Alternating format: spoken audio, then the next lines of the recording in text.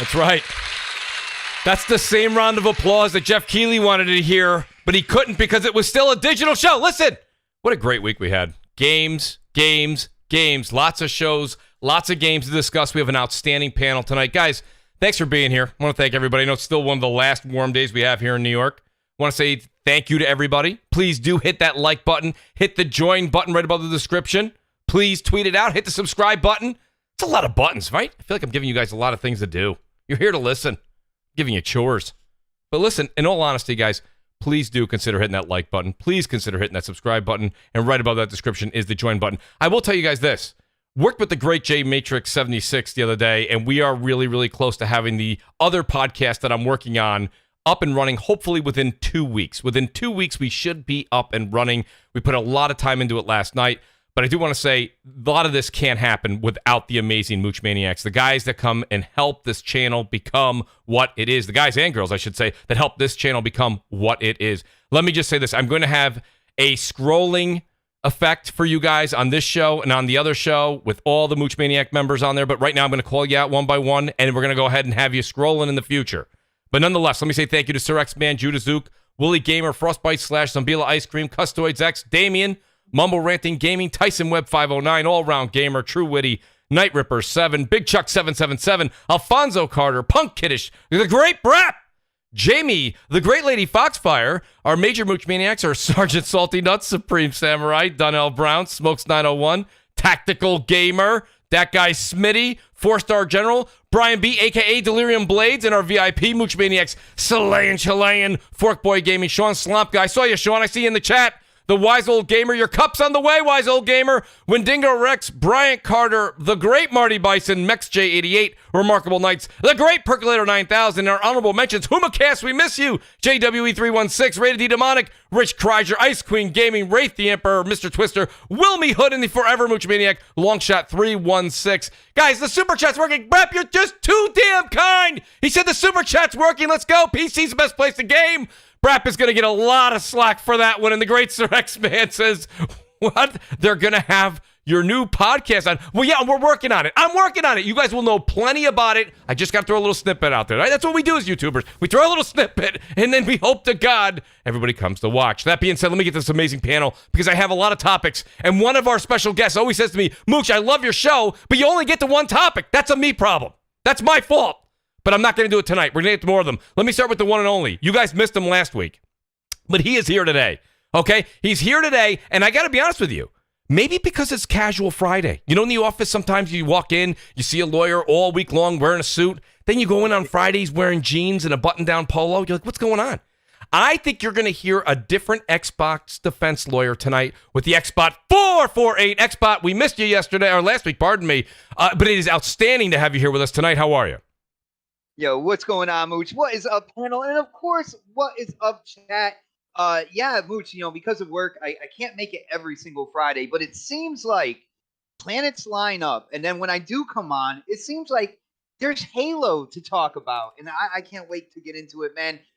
Introduce the recipe. I'm ready to go. Let's go. All right, let's go. And shout out to the great Saltiest Gaming who's there. He says, Mooch, I got the mug. You're very welcome, buddy. Outstanding. Thank you. Thank you for that support, Salt. Then I got my buddy here, Gaming Forte. And listen, Forte actually popped in last week. If you watch the show, you'll see his icon popped up. But then it popped off. He was working. He's working. He was going to try and just get a little snippet in. Didn't work out. But we've got the great Gaming Forte, which, by the way, there's at least 2 questions I have for him specifically when it comes to the business of the end of things. Forte, how are you this evening? And it's great to have you back on the show. Oh yeah, definitely, man. It's good to be here from the beginning of the freaking show for a while. Yes. But yeah, man, a lot of stuff to talk about. Good to have everybody here. Stunner. It's a very stellar lineup today, and thanks for everything you do with the show, man. Appreciate that, Forte. Well, it's not the same without you, buddy. But listen, we've already talked about it. He was in the super chat, which he was extremely gracious. Extremely gracious. The Great Basement Radio Arcade Podcast, who tells me he's not going to be loud tonight. And I hate to call BS, but I have to because BRAP's not quiet. Yes. It's just not who he is. But BRAP, great to have you on the show tonight, buddy. How are you? Double kill. Triple kill. Crossfire. Yes. I'm great. Of course you're great. Excited to be here. And I am going to be quiet today. I don't have a lot to say. I really don't. Life is great. Games are great. I'm just, just here hanging out. It's going to be a good show. Enjoy the scenery. It's going to be a great show. Great show. Guys, listen, wait. And by the way, well, I'm sorry. go ahead, Brad. Go ahead. I did not try to do that. Oh Slander. Slander. All right, listen. The great. I love Worry. It must great. be pigeons flying around if BRAP gonna be quiet. Right, I was just gonna say something's not right. But listen, I got to go to him first because his name is probably driving a lot of people in the chat crazy. The great, glorious Kev is back. We couldn't get him on the show last week. We got him here, or as he likes to be known tonight, Game Pass is our salvation. Kev, welcome back to the show, buddy. How are you this evening? That's how I'm doing today. We have Psychonauts. I'm going to be streaming it tonight on Twitch, so follow me at twitch.tv/. Oh, there's a plug. Woo! Yes, Plugs. got Gotta you. go. Yes. I like the plug. It's great. This is our salvation. I came to the realization Yes. that with what I like to call the flood of games that comes out every fall, Yes. Game Pass is saving me a lot of money. I'm only got to pay for one of them. This is a true story. Everything else that I want to play is on Game Pass. It's hard to. Blood, Age of Empires, Halo. Well, Halo's kind of a tier, but we'll get to that later. We'll get to that. There's so much glory. Forza, so many great games in Game Pass, and it's $1 for your first month. Wow. Not only a plug for his channel, but a plug for a major corporation. Kev, you are onto something, buddy. I absolutely love it. Kev, where you I don't usually get that on the show. That's nice. Did someone send him a chair? Somebody said you. I want a chair, yes. Yo, Kev, where you playing all those games at, man? Huh? Where Where are you- those games being played at? Forte's trying to be your game share On my partner. brand new 21:9 monitor. That's what I'm there it talking is. about. Oh, that's full play. Yo, Kev, who did that for you?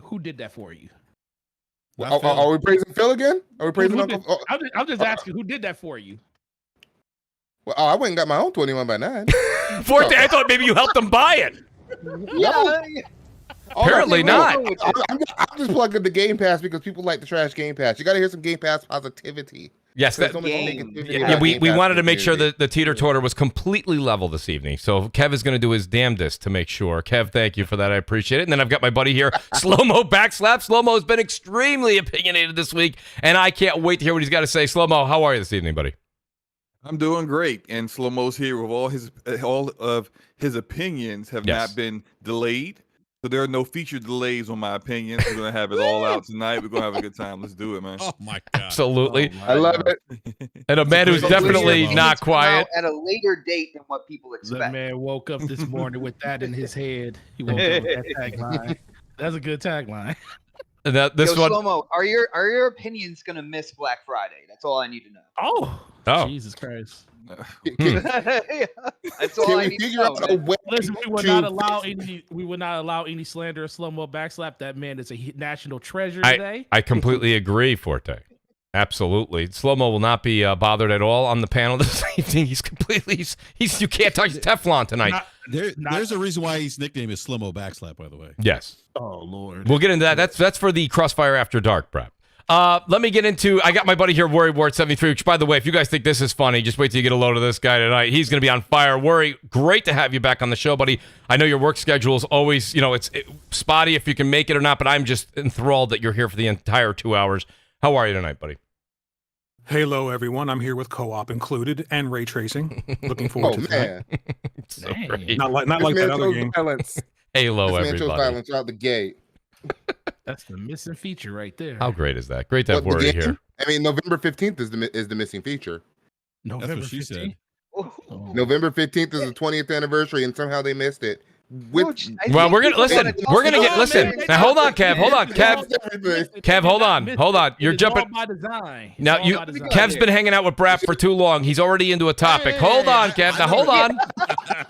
Hold on. I got a special guest here that I know that I'm extremely excited about. The great Jeff Grubb is here. Jeff has been listening to the show for weeks, and it's been great to have him in the chat and giving us all sorts of information as we go through the show. But we have the privilege of having him here for a full 2 hours tonight. Jeff, it is outstanding to have you back on the show again tonight. I know that you have a lot going on with your personal life and things going on, but you've made time for Crossfire. Us East Coast gamers are very, very appreciative. Jeff, how are you this evening? Yeah, I'm doing pretty good. Coming to you live from Mountain Time out here in the Rockies. Yes. Figured I'd talk about some video games with you all over there on the East Coast. Yeah, let's do it. Well, I appreciate it. Well, Jeff, listen, I'm going to go ahead and put you on the CrossFire hot seat right at the beginning just because we want to get right into it. And, there's a lot of different subjects that I have that I sent the topics out to the panel, guys, that you will notice that do kind of overlap a bit. They overlap just a bit. And it's the reason is because Gamescom kind of had a lot going on. We've got the Xbox showcase, then we had Jeff Keighley's show, and then we had the information that came out from Halo. A lot of information to digest there, but we'll start with Halo because I think a lot of people want to know about it. And honestly, Jeff, I'm going to tell you, I'm not going to do the whole doom and gloom thing because I'll be first to tell you that if the Halo campaign is absolute fire, you're going to hear me scream from the mountaintops. Okay, both of my Xboxes right now, they all have the dynamic theme, Master Chief. Okay, I went all out. I've got Halo fever, but at the same time, there is a little bit of probably a little bit of like, I wouldn't use the word confusion, but a bit of uncertainty in the community, and that's why it's so important to have you on here. You definitely talk to people. You know what's going on. I'm sure the December 8th date of release didn't really shock you immensely. But what can you tell people from what you know about Halo itself and what we're probably going to be getting December 8th, and maybe what's the actual situation at 343 from the journalism standpoint? Is everything all right over there? Are they able? Is things coming as planned, or is everything just kind of being rushed? Because from our seat, some of it looks rushed, and some of it looks like that this was something that they had planned all along with separating the campaign and the multiplayer.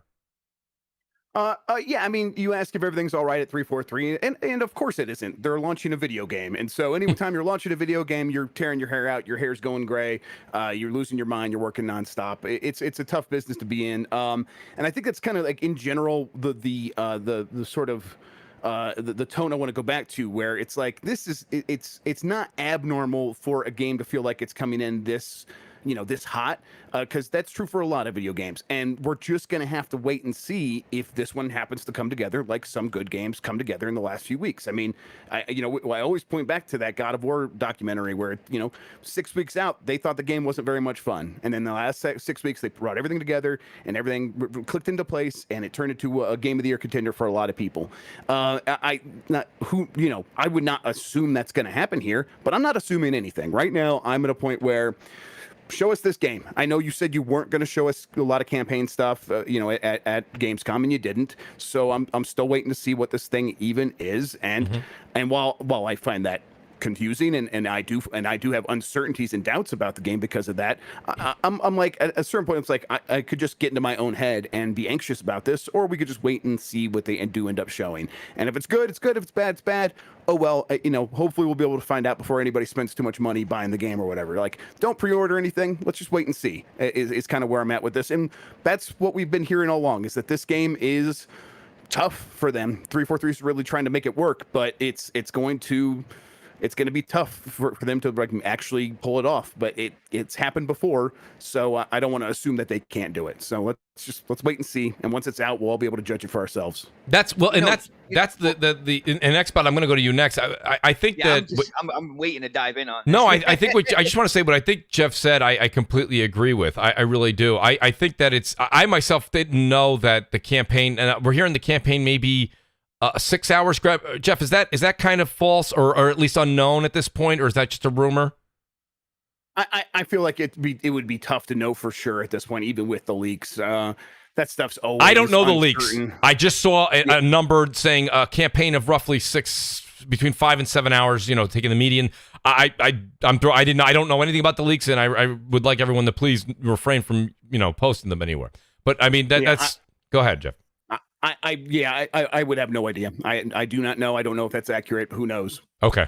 All right. Now, Xbot, you literally, next podcast, plug for Xbot, but I got to be honest with you, Xbot, you had your hands full last night. What's your take on the beloved Halo, which I know for a fact, is your favorite game of pretty much all time? Yeah, pretty much. Like, I have been waiting for this game. I am hyped for this game, and I will come across and say right off the bat, I am not worried about this game when it releases. All right. But if you look at what has happened when it comes to the development of this game, you look at articles talking about kind of like a lack of communication between the high ups of 343 and the developers and trying to get stuff together. You look at what has happened, and you got to look at the actions here. There's no co-op at launch. It's going to be it's going to be in the game 3 months later. When it comes to Forge, they didn't have Forge ready on Halo 5 for a while, for months after the fact. So that's not really a big thing to me. But to see them go for December 8th, this is a once in a lifetime event going on this year. The 20th anniversary of Halo. We see they have a Series X, 20th anniversary Halo Series X. You have this the Elite Series 2 controller. There is no way that they were not aiming for the anniversary for this game to drop. And I'm starting to believe more in terms of there is something going on at 343 in terms of studios, between the higher ups and between the talent. Now, again, I'm not calling doom and gloom for the game, because I believe at the end of the day, I believe the talent is going to speak for itself when the game releases. I think the campaign's going to be great, and I can almost guarantee that the multiplayer is going to be fire.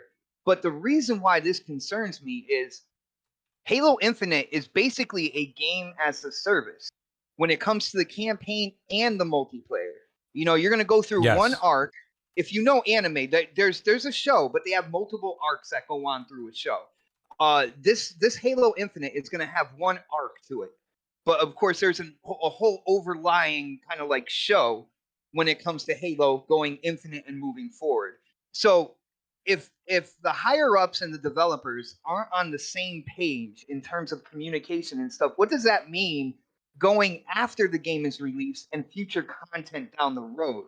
That's what concerns me, and that's what my panel decided that they were going to go in on me for, saying that I'm saying that the game's going to be horrible. I never said that. I believe in the talent at 343. You know, I played Halo 5, the multiplayer. I played Halo 4 when it came to the single player. I know the talent that is over there, and I believe that they're going to come out with a quality product. But if there is a lack of communication between the suits and the guys with the tools, that could lead to a very rough road ahead in terms of getting content out, getting content on time, and getting complete content out there in the long run. So, all right. So now the one thing that I've heard from a lot of people, and Jeff, I'm just going back to you for, I think a lot of people want to hear your opinion on this. Like, is there something, like you've been a big fan of this too. You are a fan of evidence. You always want to say, well, Mooch, it's always been like this. These are things that we've seen in the past, and you've made outstanding points to counter other concerns that we've had on the show. One of the biggest concerns that we've seen is time after time, very few times is there a success story when you have something as big of a caliber as a AAA game like this, releasing this late into the year. It almost looks like if this panel, if all of us were working at 343, we would say, listen, we promised the customers last fall or holiday. We didn't do it. We said 1 year, we're going to do it this fall. So, you know, by way of any means possible, we're going to go ahead and release this thing. So when people see a December 8th, a December anything date, it does bring cause for concern just because of the history of other games we've seen kind of launch in this time frame that haven't been, let's say, I wouldn't use the word successful, but have had troubles. Is there a reason to believe that, Jeff? Or no, this is just, you know, they really needed that extra time, and this is just the way that the hourglass sand fell. I don't know. Yeah, I mean, I think it's easy, again, to get into our own heads and imagine all the reasons why things are going bad and saying that's why it needs to be in December. And we can look back and say, oh, Cyberpunk was in December, so this is going to be another Cyberpunk. And maybe, I don't know. I don't think, there's no evidence to suggest that's the case. That you know, it's, and there's no reason that December 8th is going to be some problem for like getting the game to sell or anything. So why not give the team as much time as possible? It's, you know, plenty of games have come out in December the last like several years that have done okay. Super Smash Brothers, I think a couple of Far Cry games, things like that. And those Jeff, games. Pardon the interruption, but and I hear what you're saying on that. But these games that you're talking about didn't have such a monumental event going on either. The same year that they came out. Fair, but also like who cares? Like, I mean, the game's good. Like who cares? Like honestly, like if the game needs more time and they're going to give it a few more weeks and December, like it's not the people who were going to buy it on the anniversary are still going to buy it. They're still going to play it. Like I don't think it's that big of a deal, honestly, just personally. But I mean, that's me. And I mean, and if you feel like it's indicative of something more unstable at the company happening. I think it's fine that you think that. I just don't. I wouldn't jump to that conclusion personally. But that's again, that's just I'm me. going off. There's been multiple articles and stuff like that within the past 2 years or so. There's been multiple I'm not saying league everything's changes. Everything's not rosy there, Well, for sure. I just don't think that the December 8th date means all that much. I just think it's, we have a game in November. They could have tried to get this one out in November, but we're on Game Pass, and the multiplayer is free to play. So if we put it out in December, it doesn't matter if it's out after, or if it's not on the anniversary. It doesn't matter if it's out after Black Friday. This thing is going to be the kind of thing when people open up their Xbox on Christmas Day, they're going to go to the store and either get Game Pass or download the multiplayer. And play it, and it's going to do very well that day, a ton of downloads, and it's going to be just fine. So I just don't, I think they are looking at the data and saying there's no reason December 8th couldn't work, and working backwards from that, not working backwards from some other thing. Do you think a delay was completely out of the question, though, Jeff? Yes. I mean, I think that there's, yes. I mean, I pretty, out of the question, probably not out of the question, but any sort of thing they could have done to possibly ensure that they get most of the game out. I think that's what we saw with those with the feature delays is, we're going to try to get this game out, and if it means delaying campaign co-op, then so be it. But if they had to delay either the multiplayer or the campaign itself entirely, because they were so on fire, then I think they probably would have delayed it. But if they can get out these things and they are fine to good, they're going to call that a win and just take it. But again, who knows? We're going to be able to see for ourselves in a few months. Yeah, no, I completely agree. I got a couple super chats here, then I want to open it up to BRAP, and I want to hear what Slow-Mo's got to say as well. Just shout out real quick to, I'm looking here, I'm way behind, and I apologize. Here it is, Sir X-Man says, what there, are you going to have a new podcast? And I apologize, I already read that. Olamoka says, the Royal Order of Pegasus Nation super chat works. Olamoka, thank you so much. Rob Jones says, got myself a Halo Series X, putting it up for UK Lotto bonus ball. $5 each, and it's 59 numbers. Winner gets console, and money goes to a charity of their choice. It's nice to give back just before Christmas. Rob Jones, thank you very much. UK, though, what are you doing? I know, the great Rob Jones, though. He's here for everybody. Sir X-Man comes back and says, Game Pass for PC, Master Race. I love it, don't hate. And Rob Jones comes back and says, Halo 2077. Of course, making a Cyberpunk reference, but I don't know about that, brother. I don't know about that. Let me hear from the group here, because there's so many topics to get to. I want to discuss everyone's feelings on this and then move on. Kev or BRAP, if you guys want to jump in, please go ahead. Let me chime in real quick, because I'll wait after BRAP. I think for me, I look at this thing like this, obviously Halo is an iconic franchise, for me, it's like the development issues, the uncertainty that the community feels, the fact that we're having this conversation about Halo, to me, it's just like, wow, like I never thought 20 years ago when I first played Halo and subsequently played every other Halo since, and Halo's one of my favorite franchises. It's like the Mario to Nintendo, and it's just like it's Microsoft's identity, if you will. The fact that we're having this conversation about quality or whether or not this game's going to launch well, to me, that like Rob said, I'm kind of in my head with this a little bit, because I'm like, wow, what's going to happen with this game? Now, obviously, I want this game to launch well, to be good, because it's Halo. I think that it might, but with some of the development issues and some of the changes, with some of the project managers leaving, and then Staten coming in at the last minute to kind of, save the day, and then the fact that they were going to launch this game last year and then it got delayed, that raises questions, that raises concerns for me. Obviously, I'm not worried about so much about the launch date, like it's going to launch when it launches. I'm more concerned with is this campaign going to launch good? Is Halo going to have a good campaign? I think the multiplayer is going to be great. Especially from what I've heard from a lot of people that were testing it, like Slow-Mo and Forte were raving about it. And, I trust, more Slow-Mo's opinion than Forte's, but, I'm convinced that multiplayer is good, but the campaign, I'm not sure. And I've heard that internally 343i wanted to delay campaign. They actually wanted more time to work on the campaign. They wanted to release the multiplayer separate, and they released the campaign at a later date so they could have more time to work on it. And Microsoft's like, no, that's not happening. So hearing that does it makes me worry a little bit. Wait a minute, what's going on with this game? Is it going to launch is the campaign going to be good? And Enrique, you remember Halo 2? No, You remember the development that happened with that? I remember that. Like, and it's one of the reasons why Ed Freeze left. Because the suits got involved, and I understand that. But this is not like Halo 2. This is like on another level now. This is where you have 343 saying, "Hey, we want to delay the campaign," and Microsoft saying no. Why would they want to delay the campaign? I mean, if they're confident in it, they need more time. They're saying that, look, guys, we need more time, and then there's these feature sets missing. I also understand that internally 343i did not want to work on multiple consoles. They wanted to solely focus on the next generation consoles. That obviously didn't happen, and that's actually kind of contributed to some of the issues with the co-op campaign. So, I mean, I don't want to say where there's smoke, there's fire, but there's smoke here. Yeah. And it's going to be interesting to see how this game comes out. Again, I think the multiplayer is going to be good. I'm not so sure about the campaign. And I look, again, I don't want anyone to think that I'm being glass half empty. I want this game to do well. Like, it's Halo.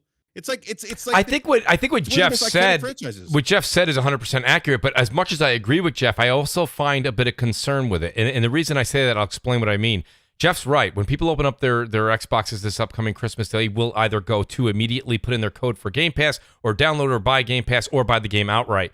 The thing about it is I feel like because Halo is Halo, and I think you guys will understand what I mean with Call of Duty. Like, there's a lot of people who go, I don't like Call of Duty, and then they buy it anyway.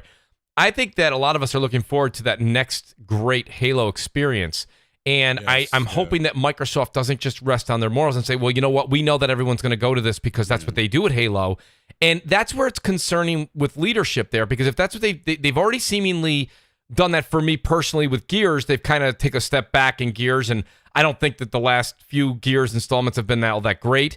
I'm not talking about the effects. I'm not talking about the lighting effects. I'm not talking about the VRR. I'm not talking about that. I'm talking about just enjoying the story and enjoying the gameplay. The rest of it, is kind of chat for Twitter. Mooch, no, that's fine. I'm only speaking for myself. Yeah. And Mooch, for me, like Halo 5, like the story wasn't that great for me, and like I've always been a Halo campaign guy first and foremost, and so that Halo 5 campaign just was not good for me. I want a good Halo campaign. That is most important for me. Yes, I'm going to dabble in the multiplayer, but like my days of multiplayer. Nobody wants. I want Halo campaign to absolutely kill it. I want to see a 9.5 out of 10. I want it to absolutely kill it. Yes. I want the whole game to just be amazing. Like, this is my most anticipated game of the year. I agree with that. Yeah. My thing here is just like, we're spending a lot of time like talking about our concerns for something that we know so little about, and I know that's a good point. Inherently a reason for concern, and I agree with that. But my position on that continues to be, well, I'm just going to wait until they show me something. Okay, I am a little bit worried, but like, what else can I say about it? Well, like, tell me what this game even is. Is it going to be Halo meets Far Cry? Right. Like I was on my show today, I'm speculating, is it going to be like Breath of the Wild? Are they going to, like, I'm like getting in my head, like, there could be potentially something really crazy here. Right. But they haven't told us anything. So we're just kind of sitting in the blind, like fruit in our poot, trying to figure out what the hell's going on here. Right. And it's like kind of talking in circles at a certain point. No, Jeff, you're 1,000% right. But I think that right there is the concern. I think that you just brought up, Jeff, that I think we all kind of beat around the bush and didn't get to. And Jeff, you just said it. We've not been this close to a release of a game twice, same game, and seen so little of it. Yeah, but that's not uncommon these days, though. This is more and more common. Like, someone was on my show today was telling me NBA 2K22 comes out in 2 weeks, and they haven't released a trailer for it. I don't know if that's true, but someone mentioned that. That might be true. That might be true. We're in a situation now. I haven't seen anything with the gaming industry where these companies are realizing they don't have to rush out and put out a bunch of information too early. They can wait to the last minute. They can wait until until a few months out before they tell us that Horizon's coming out in February. And like, okay, that's fine, that's good. We were like during all of the summer, we're like, hey, what's going on with your holiday this fall for you, Sony? And Sony's like, well, we're just gonna keep waiting until we need to know, and you'll know when we know, and it's totally fine. Like, that game's gonna do just like, it's gonna sell really well. And I think Microsoft has realized the same thing with Halo, where they could just hold on, keep the game really close to the chest until they're ready to show it, and when they do show it, as long as it's good, then that's all that matters. And that I agree. Last time they showed it, it was too early. they got punished, right? And so now they're just Yes. going to hold it and hold it and hold it and hold it. And while again, I think this is breeding some concern because the only things we've seen from this campaign have been troublesome before, except for that really brief snippet of that helicopter shot that they showed at this E3. But other than that, like we just saw some stuff with Craig and all this other stuff that just gets people all worried. So let's just wait, and they're going to show us then, and if it's good, then it'll matter. That's when it matters. But so I think that's more normal these days than it's ever been before. At the same time, I still get it. Like, we want to know. So tell us, Microsoft, at some point, please. And I'd also think too. You make I a also good think point, Greg. I also think this has been kind of like highlighted even more, like this concern. We haven't seen anything because they've shown us like Forza Horizon 5 a lot, right? And I've seen people say, well, oh my God, they're really confident in Forza Horizon 5. They've shown us. Well, they do that with gameplay every trailers. Horizon. Yeah, because they're confident in it, right? Like when That's you got the a thing. killer product, like it's like, yeah, we're gonna show it off. So I think some people are like, wait a minute, they're showing off Forza, but Halo is a temple franchise, and like That's a good point too, Brap.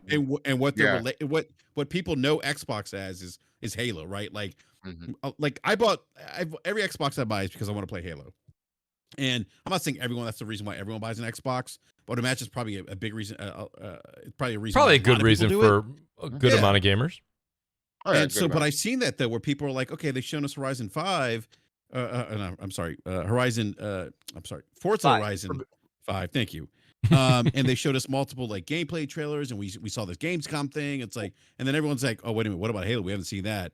So are they not confident? Because they're confident in showing us, the new Forza. We're confident enough to let us play it. Honestly, the framework of Forza Horizon 5 is not too different from 4, and 4 is not too different from 3 when it comes to the structure of the game. So yeah, they're confident. They're not trying to do anything new. Whereas where it looks like with Halo Infinite, they're trying to bring it into a new direction, a soft reboot. So that's where I wouldn't really kind of like relate the two.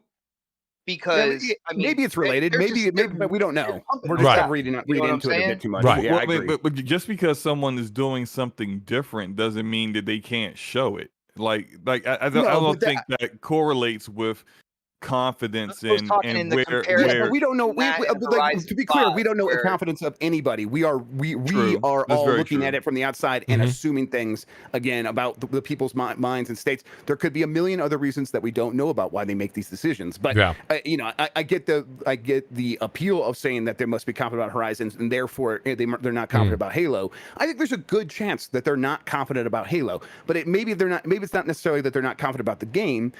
They might not be confident about their ability to show it off or to relate how this is different and how it's new.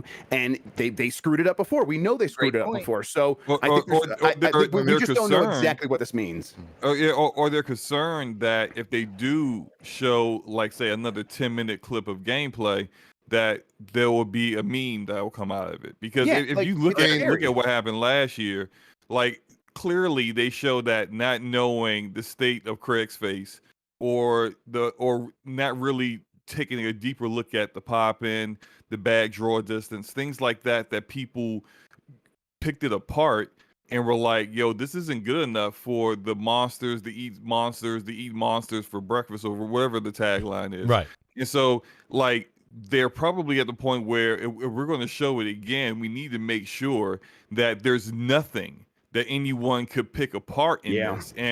And that's why I do think eventually they will show the campaign before launch, but it's going to be more like in November. It's going to be closer to launch. November when they do show 15th. it. Anniversary show. Something like to keep in mind. Something to keep in mind too. Joe Staten came out and said they're not ready to show campaign.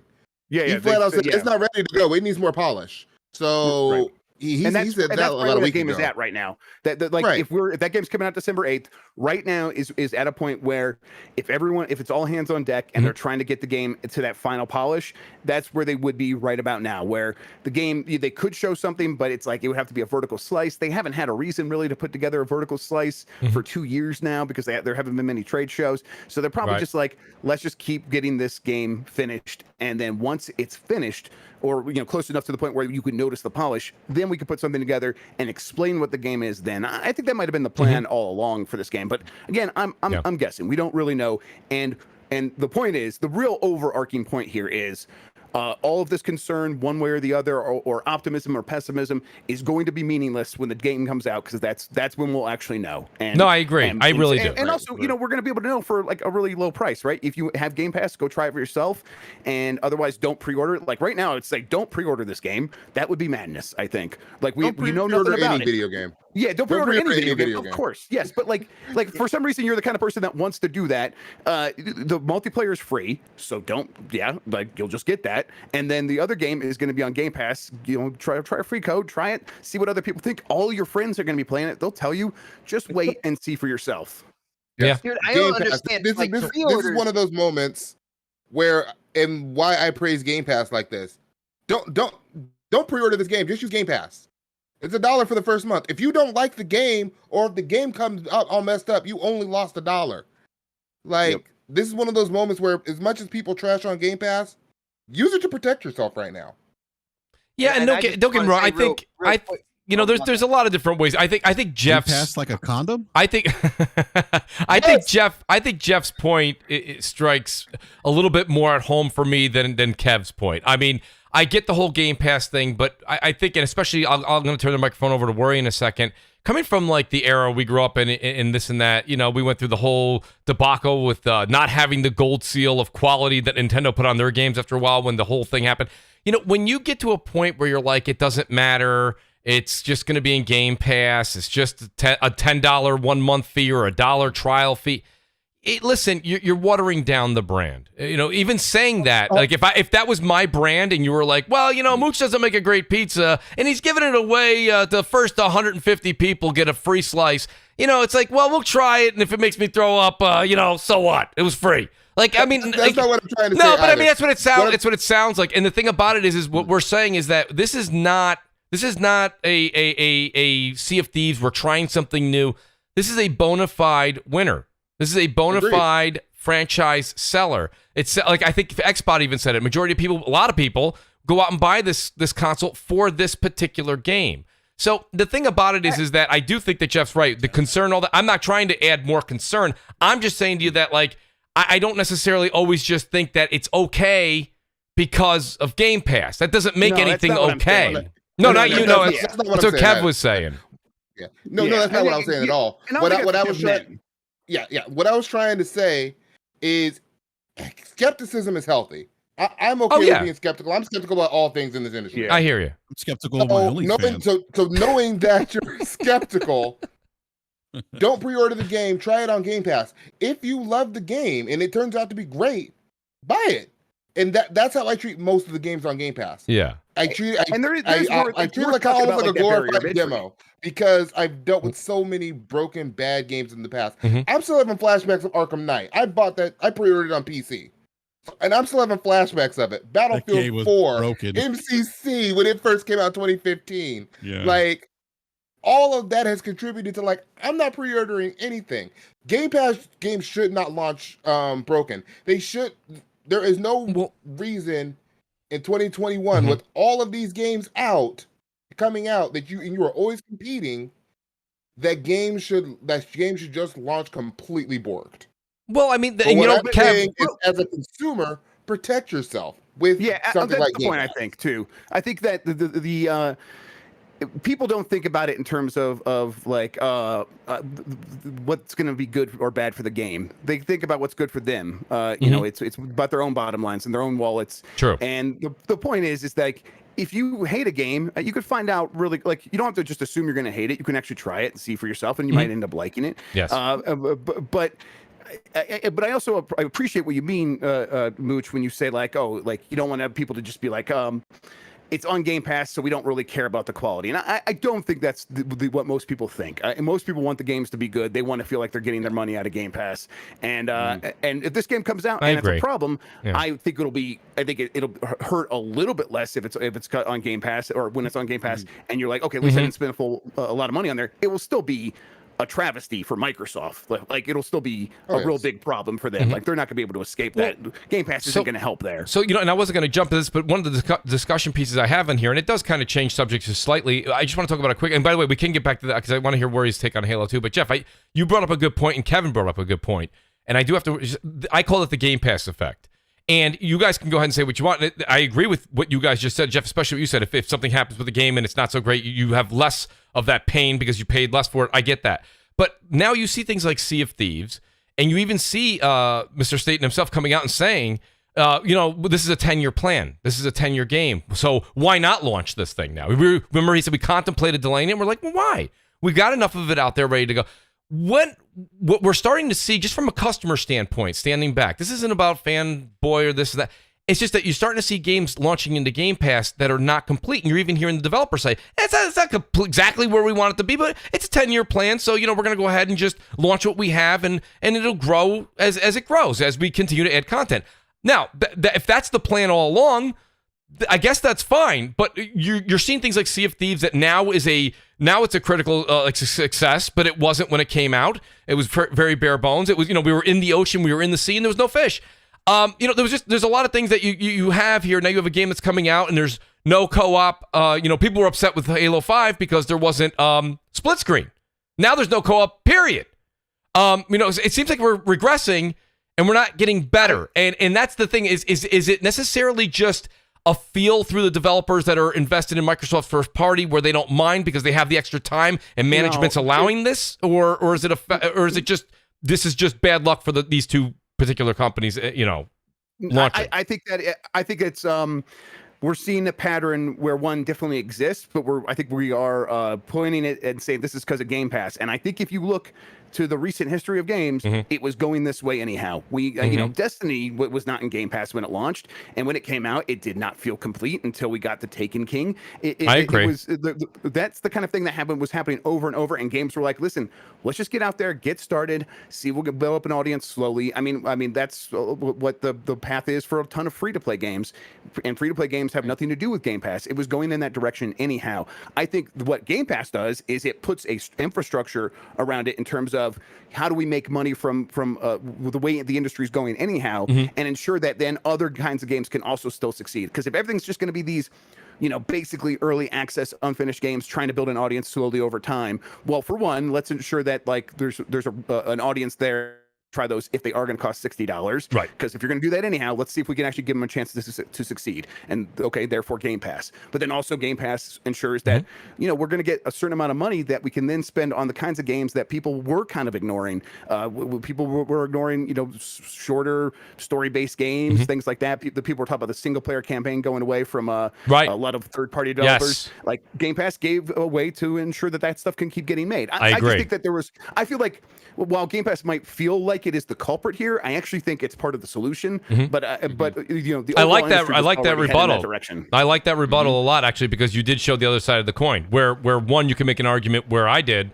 You definitely did save the day, because there was that talk where we were going to lose single player across multiple fronts. So that does give the developer a little bit more time, money, and effort put towards that single player campaign. I do agree. Go ahead, Murray.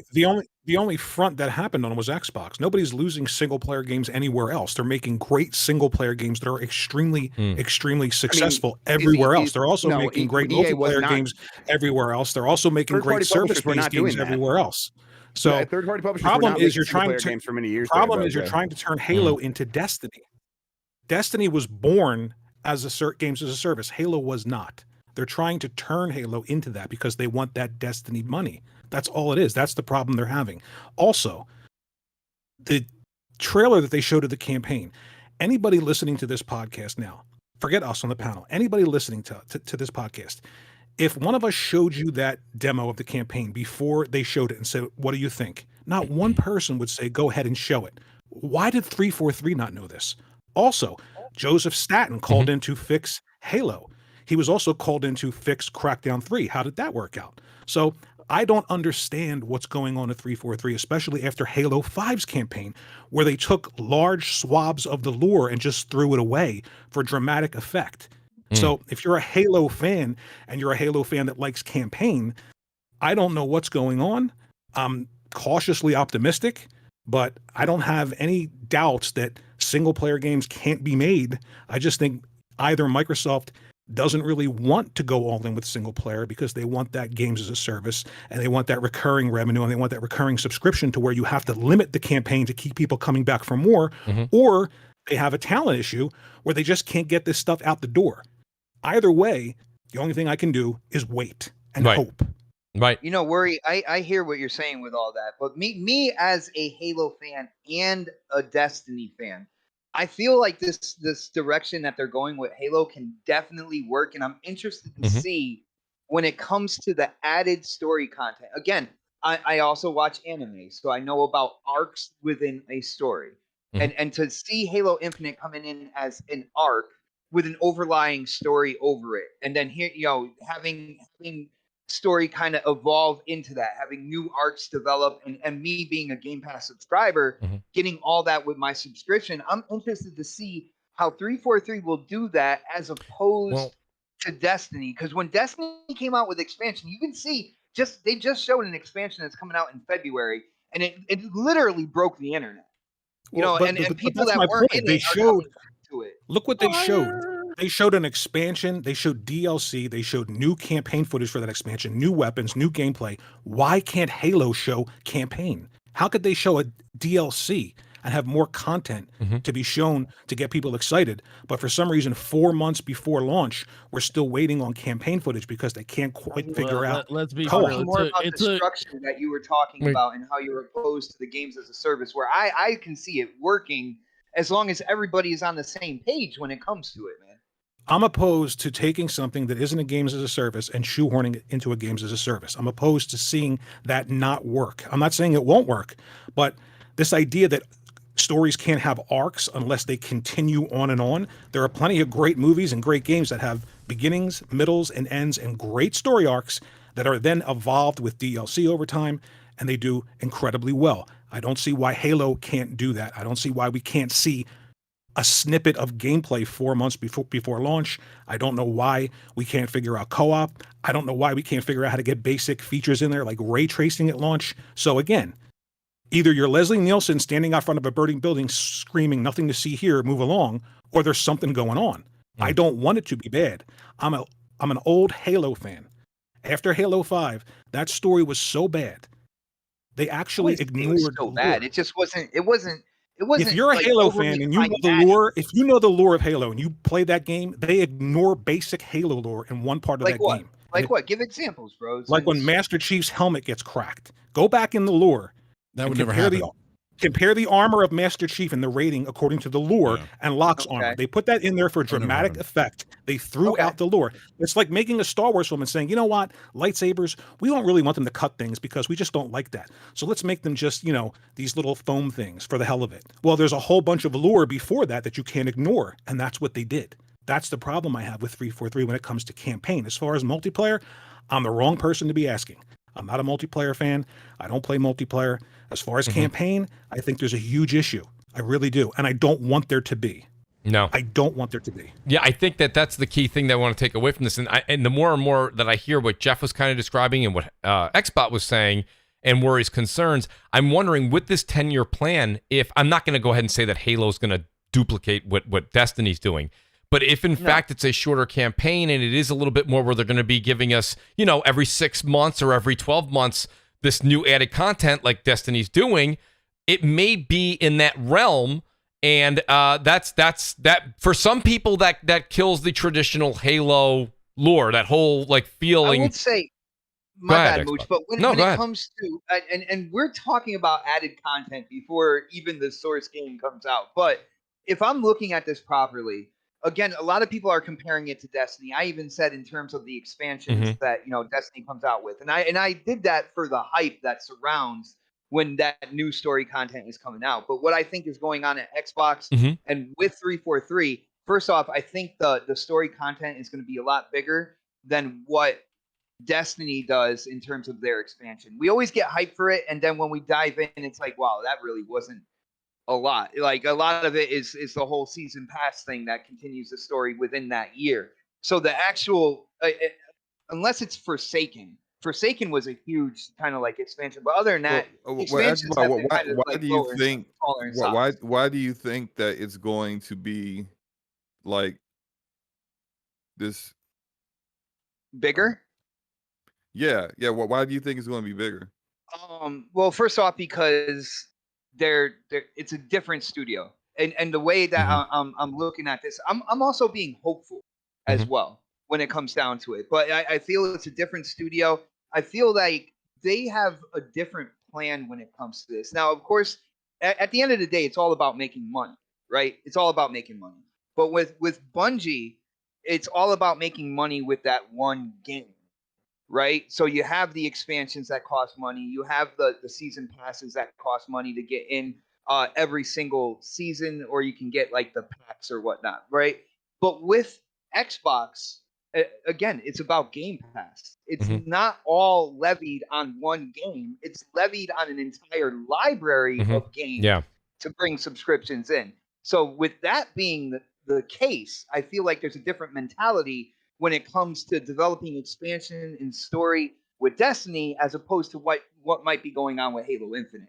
I think the better comparison might be Final Fantasy 14 than actually Destiny, because we were talking about this on the podcast today as well, where people kind of get frustrated with Destiny and they almost have an adversarial relationship with the developers. And in Final Fantasy 14, they're like in love with the developers, and yet they pay a monthly fee for Final Fantasy 14, and no one pays a monthly fee for Destiny. You just have to be convinced to buy the microtransactions, and people don't like that. If you are already buying into the Game Pass subscription, that actually might enable it, like flips the incentive where maybe Microsoft doesn't feel like Halo has to get a ton of microtransactions, especially in the campaign side of things, and so they could just keep putting out content to keep people happy about Game Pass itself, and that could be a good thing. I understand if that's not what Worry wants. That's his taste. I'm not gonna like be mad about that. You're totally fair to like have that worry that it's not going to actually live up to what you've always loved. But I think that they think that this could be the kind of thing where if they deliver it, it could be what keeps people coming back to Game Pass, and in the end, that would be good for them and good for the game and good for some fans. And also, we just don't know if this game comes out and is good. It's going to solve a lot of these concerns right out the bat. I agree. Okay, so what is the like Square's content release like schedule like, or cadence like for Final Fantasy 14? Because if it's anything like what Bungie does with Destiny, that's where like I can understand Worry's concerns with them going to this kind of content delivery method where it's like an ongoing game and you're getting more and more expansions, and you're just building on top of what you've already created. And I know Forte will know this for certain, and probably Xbot as well, that back when Bungie was with Activision, they had 2 other co-development studios helping them get content out, because it literally is that difficult to drop a new expansion on an annual basis. A new expansion that's big, and you're also adding on to or fixing things or rebalancing the game and multiplayer and all this other stuff, and then adding actual story elements to an expansion, voice actors, cutscenes, all that crap, right? That stuff is very difficult, and without that, now Bungie is now adjusting to trying to do this all on their own, which is why instead of actually having this coming out next month, which is usually what would happen, it's not coming out until February of next year because they're doing it by themselves now. Now, something that Bungie doesn't have to deal with is the fact that they're not changing the game again. And what I mean by that is that those of us who play Halo Infinite's technical preview, we know the game plays differently than Halo Guardians. They changed the game again, a little bit again. It's a new game. This stuff happens. Bungie doesn't have to do that. Destiny has always played like Destiny. So that's less work on their side that they actually have to do in as far as changing the gameplay loop, balancing, all that kind of stuff, the gunplay. It just seems to me that this is a lot to try to manage all at once. And when you see multiple directors leaving and in unusual ways, I look at I looked at other games that have had these kind of issues where multiple directors are leaving or people are sitting in their role and they're not actually doing the job. They're just there, like BioWare and Anthem. I get concerned based off of just like, I want this to be a great game. I don't want another Halo Guardian situation, but then you see these kind of situations, just like, yo, what's happening? That's the thing, and and Slow-Mo, thanks for bringing that up. And I think Jeff, Jeff, because Jeff, you listen to a lot of shows and you talk to a lot of people, and I think when you hear the concern and you see people say, I'm concerned about, and you're like, listen, the game isn't out yet. No one can speak to it. But what happens is and Jeff, you've had your ear to the ground longer than I have in this industry. That, after a while, you don't have to become a detective. You see these issues, and as the issues progress, you're like, oh, I've been down this road before. Does that mean that every single game is like that? No, absolutely not. That's ridiculous. But I think that's why and I wanted everyone to kind of go around the room. I do want to change subjects briefly here. Go ahead, BRAP. I want to say something real quick, Mooch. I'm really jealous of Jeff's gold infinity pool, by the way. Sorry, he's referring to the chat. Sorry. Jeff, how do I get that pool? That's what I want to know. You got to get Steve Ballmer to respect you, and that means you have to stare him down in the eyes. Yes. And he's basically like a gorilla. You got to just stare him in the eyes until he sits on his butt, and then he'll give you that bag, and then you're good. You're good to go. Do I have to get him to sweat, make some kind of awkward gesture? Yeah. Yeah, absolutely. Yeah. Just start talking about developers. He'll get confused, and yeah. Oh man. Yeah. So just keep it on. Keep it happy with Jeff hitting that follow button on Twitter. Jeff, I'll start with you again here on a slightly different subject now. Yeah, I want to go over to Gamescom, and I want to talk about not only the opening night live with Jeff Keighley. I think, listen, I've said this for at least the last 3 years. I think Jeff continues to do an outstanding job. I think Jeff keeps making the awards show and everything he does, whether it be Summer's Game Fest or he's doing, of course, the Gamescom open night live. He does a great job. So this isn't about Jeff at all. The question, I guess, for you, I would start in two parts, is the Xbox briefing. Want to get your overall take personally, and also what the industry thought was. You've talked to a lot of people a lot of us were just kind of saying, listen, we like the show. We want to have something versus nothing, but this was a redundant E3 for the most part, And then as far as the opening night live, I have a list of the games here. Of course, Far Cry 6, Midnight Suns, Jet, The Far Shore, Death Stranding, Director's Cut, pardon me, TMNT, Shredder's Revenge happening to be probably the favorite of the entire showcase. It's fantastic. Right? It looks so good. So what's your take? I won't go through all the list of names here because you know those. But the Xbox briefing we'll start with, and then go into opening night live. What was really your sentiments from the show itself? And then also what other journalists and other people in the media kind of took behind the curtain and what you guys were thinking? Yeah, I mean, I think that the Xbox show was boring and pointless, and it was forgetful. By the time we got through with Gamescom opening night live, I basically all but forgot the Xbox showcase. Is kind of how I felt about it, where it was just like that thing could have not happened, and I would feel the exact same right now. Will Xbox get rid of that moving forward, Jeff, and do kind of Sony's thing, or they'll keep hold the line? I mean, they could if they would have done it after the opening night live, it would have solved a lot of the problems, right? Where you do it opening night live on Wednesday, do the Xbox thing on Thursday, and then people show up and they're like, "Listen, we already know Halo's coming. We're in the afterglow of that. We know the date, or people are concerned about Halo, whatever it is, but they know." And so you're just giving them extra information at that point. If people are waiting for the information and that they don't get the information throughout your entire show, that's all they're going to be able to think about. And that's the when you say what do other journalists think, what other creators think, that's a big thing as well for people, because we all sit down to watch this thing thinking it's going to be important. People content creators sit down and hey, we're going to live stream this thing because it's going to be a big deal. We think news might be here, and when you draw all of that attention, and people, when they want to get their audience for that sort of stuff, or you want to say, hey, we're going to be writing about this on GamesBeat, come check us out. We try to get people excited, say, hey, we're going to be covering this, that there's news, we're going to be right on top of it, we're going to explain it to you. And then nothing happens. First of all, that audience is going to be upset, and then you have to reflect that back to the audience. And then you also have to try to explain why you got them excited for no good reason. No one likes that. So it's about that communication. And even though they said it wasn't going to be this huge show, we still knew Halo news was coming this week, and they did not indicate one way or the other that was going to be on one night or another. I will say that I did get a tip on the day before the Xbox thing from someone inside Xbox being like, hey, there's going to be more news from Xbox on Wednesday. So if you don't get everything on that night, it'll be at the next night. And I'm like, okay. That probably doesn't mean Halo. That probably couldn't mean Halo, but we'll see what that means. And turned out it meant Halo.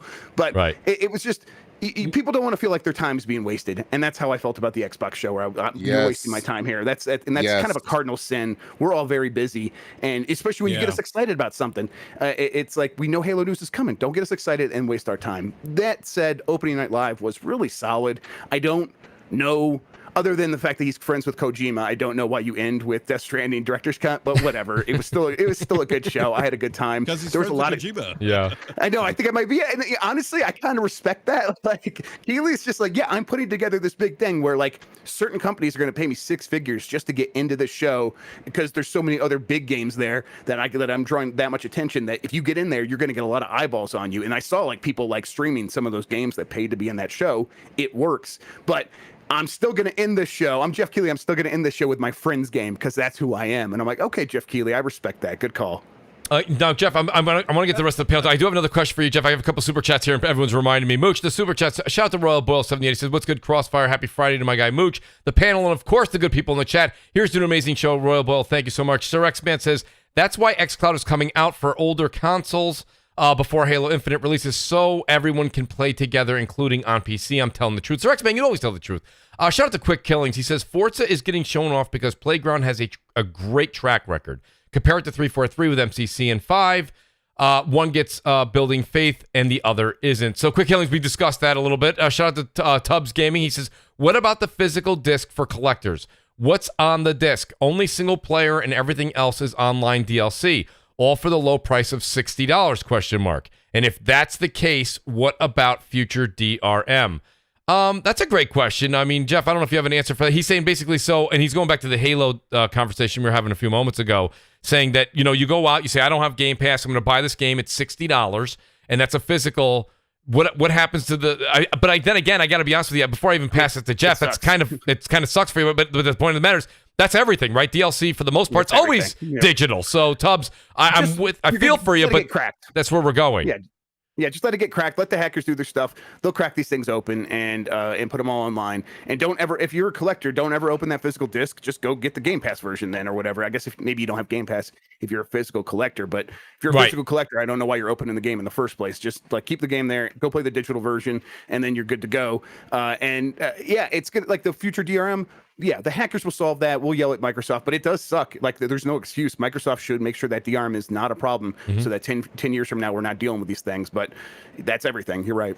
No, that's right. And JudaZuk says, so basically Game Pass is the solution for devs to profit on unfinished games, and that is somehow supposed to be good for us, the consumer. So JudaZuk, I can understand if you look at certain cases where you would feel that way, but I think that we went through the panel and we discussed that earlier, and I think that there are other cases that are victorious that are coming out of Game Pass, which we'll get into one momentarily with Psychonauts 2. But I do want to ask one other question here, Jeff, and then I want to ask the panel about their thoughts on Gamescom. What was the seemingly shining moment, the shining game, not the moment. I want to talk about games here for a second. What is literally the game that stole the show for you, and also from what you're hearing, again, from Mike and all the other guys that you talk to on a daily basis, who was really kind of blown away by, and they're games we've already seen, but now maybe we've seen a little bit more of it, and we are closer to some of these release dates. Any game really kind of steal the show? I think they did a pretty good job of like doing that first step with Marvel's Midnight Suns of being like, here is a cool take that isn't trying to be the MCU. It's gonna you're gonna see Iron Man wearing some weird runes and stuff because this is a magical take on this stuff. Right. So get ready for that. Don't expect Robert Downey Jr. You don't even have to get that guy in your head. You can come here and get something different, and it's still gonna be cool. Right. It's not trying to also be like the Marvel Avengers from Square Enix. So it's like separating itself, making it distinct, and I think that's a good move, and it worked for me. I think the surprising thing, I think if you're putting the term "steal the show" out there, I think that weird Doki V game, that weird Chinese mobile MMO, it's so weird. Listen, I don't think that game is actually going to be very good or in most people's bag, but it got a lot of attention. It got a lot. It had really good visual, not really good. It had really striking visuals where I think it's kind of almost ugly in how good it looks, where it's like this really realistic world, and then you have these half anime, half chibi characters with these dead faces flying through the sky, and it was weird. It had every single gameplay mechanic you could possibly imagine, and yes, people couldn't really stop talking about it. So I think that's true. Yeah. I agree with that. I agree with that. Definitely jump all over that. They love games that are just kind of awkward, weird, and just especially for some streamers who really aren't they're not very competitive, but they have big followings. They'll jump all over something like that. I got some Jet Set Radio vibes from that game, by the way. I don't know if I'm the only one. Every kind. Yeah. Now, am I the only one? And that's fine. I've been alone on the island before. I'll be there again. Am I the only one still looking forward to Far Cry 6, thinking that this may have a compelling story along with traditional gunplay we're used to? And you're the only one, Mooch. Am I alone? I think you're the only one, Mooch, I'm gonna that game's gonna come out, and I'm gonna text you and be like, "Hey, okay, do I care about this game?" And you're gonna say yes or no. Like that's where I'm at with that. Where like, you play it and you tell me if I need to care, because right now I don't care. Right, and I can't blame you. Yeah, Kev goes, I'll see you in Game Pass. Listen, let me open it up to the panel, though. Guys, slow-mo, worry, anyone wants to jump in next spot. What did you guys think of the show? Sorry, Mooch, I just saw you just jumped to your death. Yes, right I listen, I literally put this entire thing together. This next, hour of footage I have in gameplay is a credit to you, Slow-mo. These are games that you, for the most part, turned me on to. Two of the three, anyways. I love Splitgate. Thank you to Slow-mo, by the way. We got squad up, man. That level's Halo 2. They went. There. I forget what level that is. Say again? I'm sorry. No, I said that level's Halo 2, and I forgot the name. I always call this like the atrium, but I don't know. I don't remember what the actual. I forget what it is. Yeah, you know, Mooch. I will say this: Elden Ring, the trailer. Well, Gamescom 20. Wow. Mm-hmm. Well, I think that was not. That was there was nothing shown on Elden Ring, was there? No. Yeah, there was. No. I thought there was a trailer or something. No. No. So there was a 15-minute gameplay video that was sent to whoever votes for Gamescom games, like the weird awards that we saw during the show. Yes. So whoever voted on those, who I don't know, but they know they were sent in 15 minutes of gameplay. So there's new gameplay out there, but we haven't seen it. It won an award, so it must be good, though. Yeah. I mean, Halo won an award, and we're not sure about where it's at. I mean, what was it? What do you guys think? I mean, you guys, the panel can't be this quiet on what seemingly was. I mean, listen, we used to get so excited for E3 and Gamescom, right? And now, because of the pandemic and things that have happened, lives have changed. Things have changed. A lot of things have changed, not just in gaming. Go ahead, Xbot.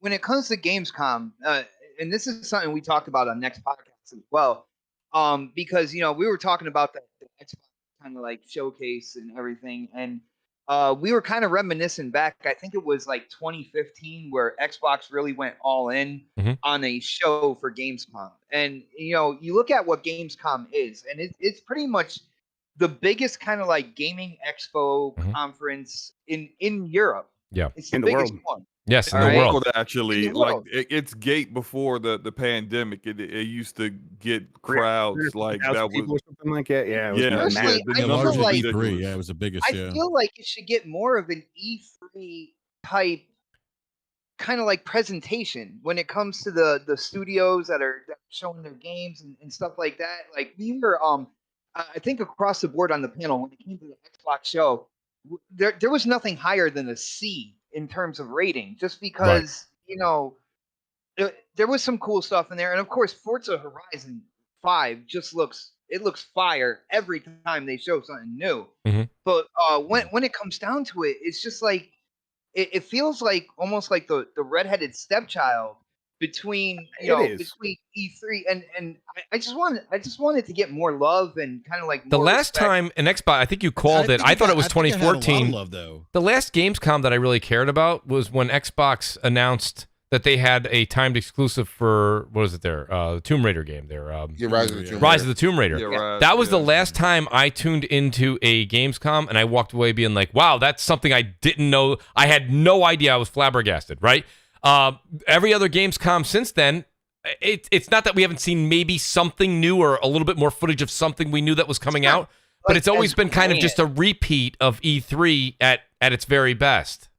And that's Gamescom really kind of like, I mean, due to the timetable, it's literally just 2 months after E3. So right, E3 is where you get the big flash and the games that you've been looking out for, the games that the publishers can't wait to show you. And then Gamescom, although a bigger gate than E3 and has a different appeal to it, but Gamescom is where you either see those games again, and it's not the feeling is not the same, or you see the games that weren't ready to be shown at E3, and usually those just aren't that big a deal as the other ones that you saw at E3. So it's just I mean, that's why I feel like every single year we get like a little bit excited for Gamescom, and then it comes and goes, and you're just like, oh, well, Right. It was okay. And, like I think the panel's kind of quiet on it just because like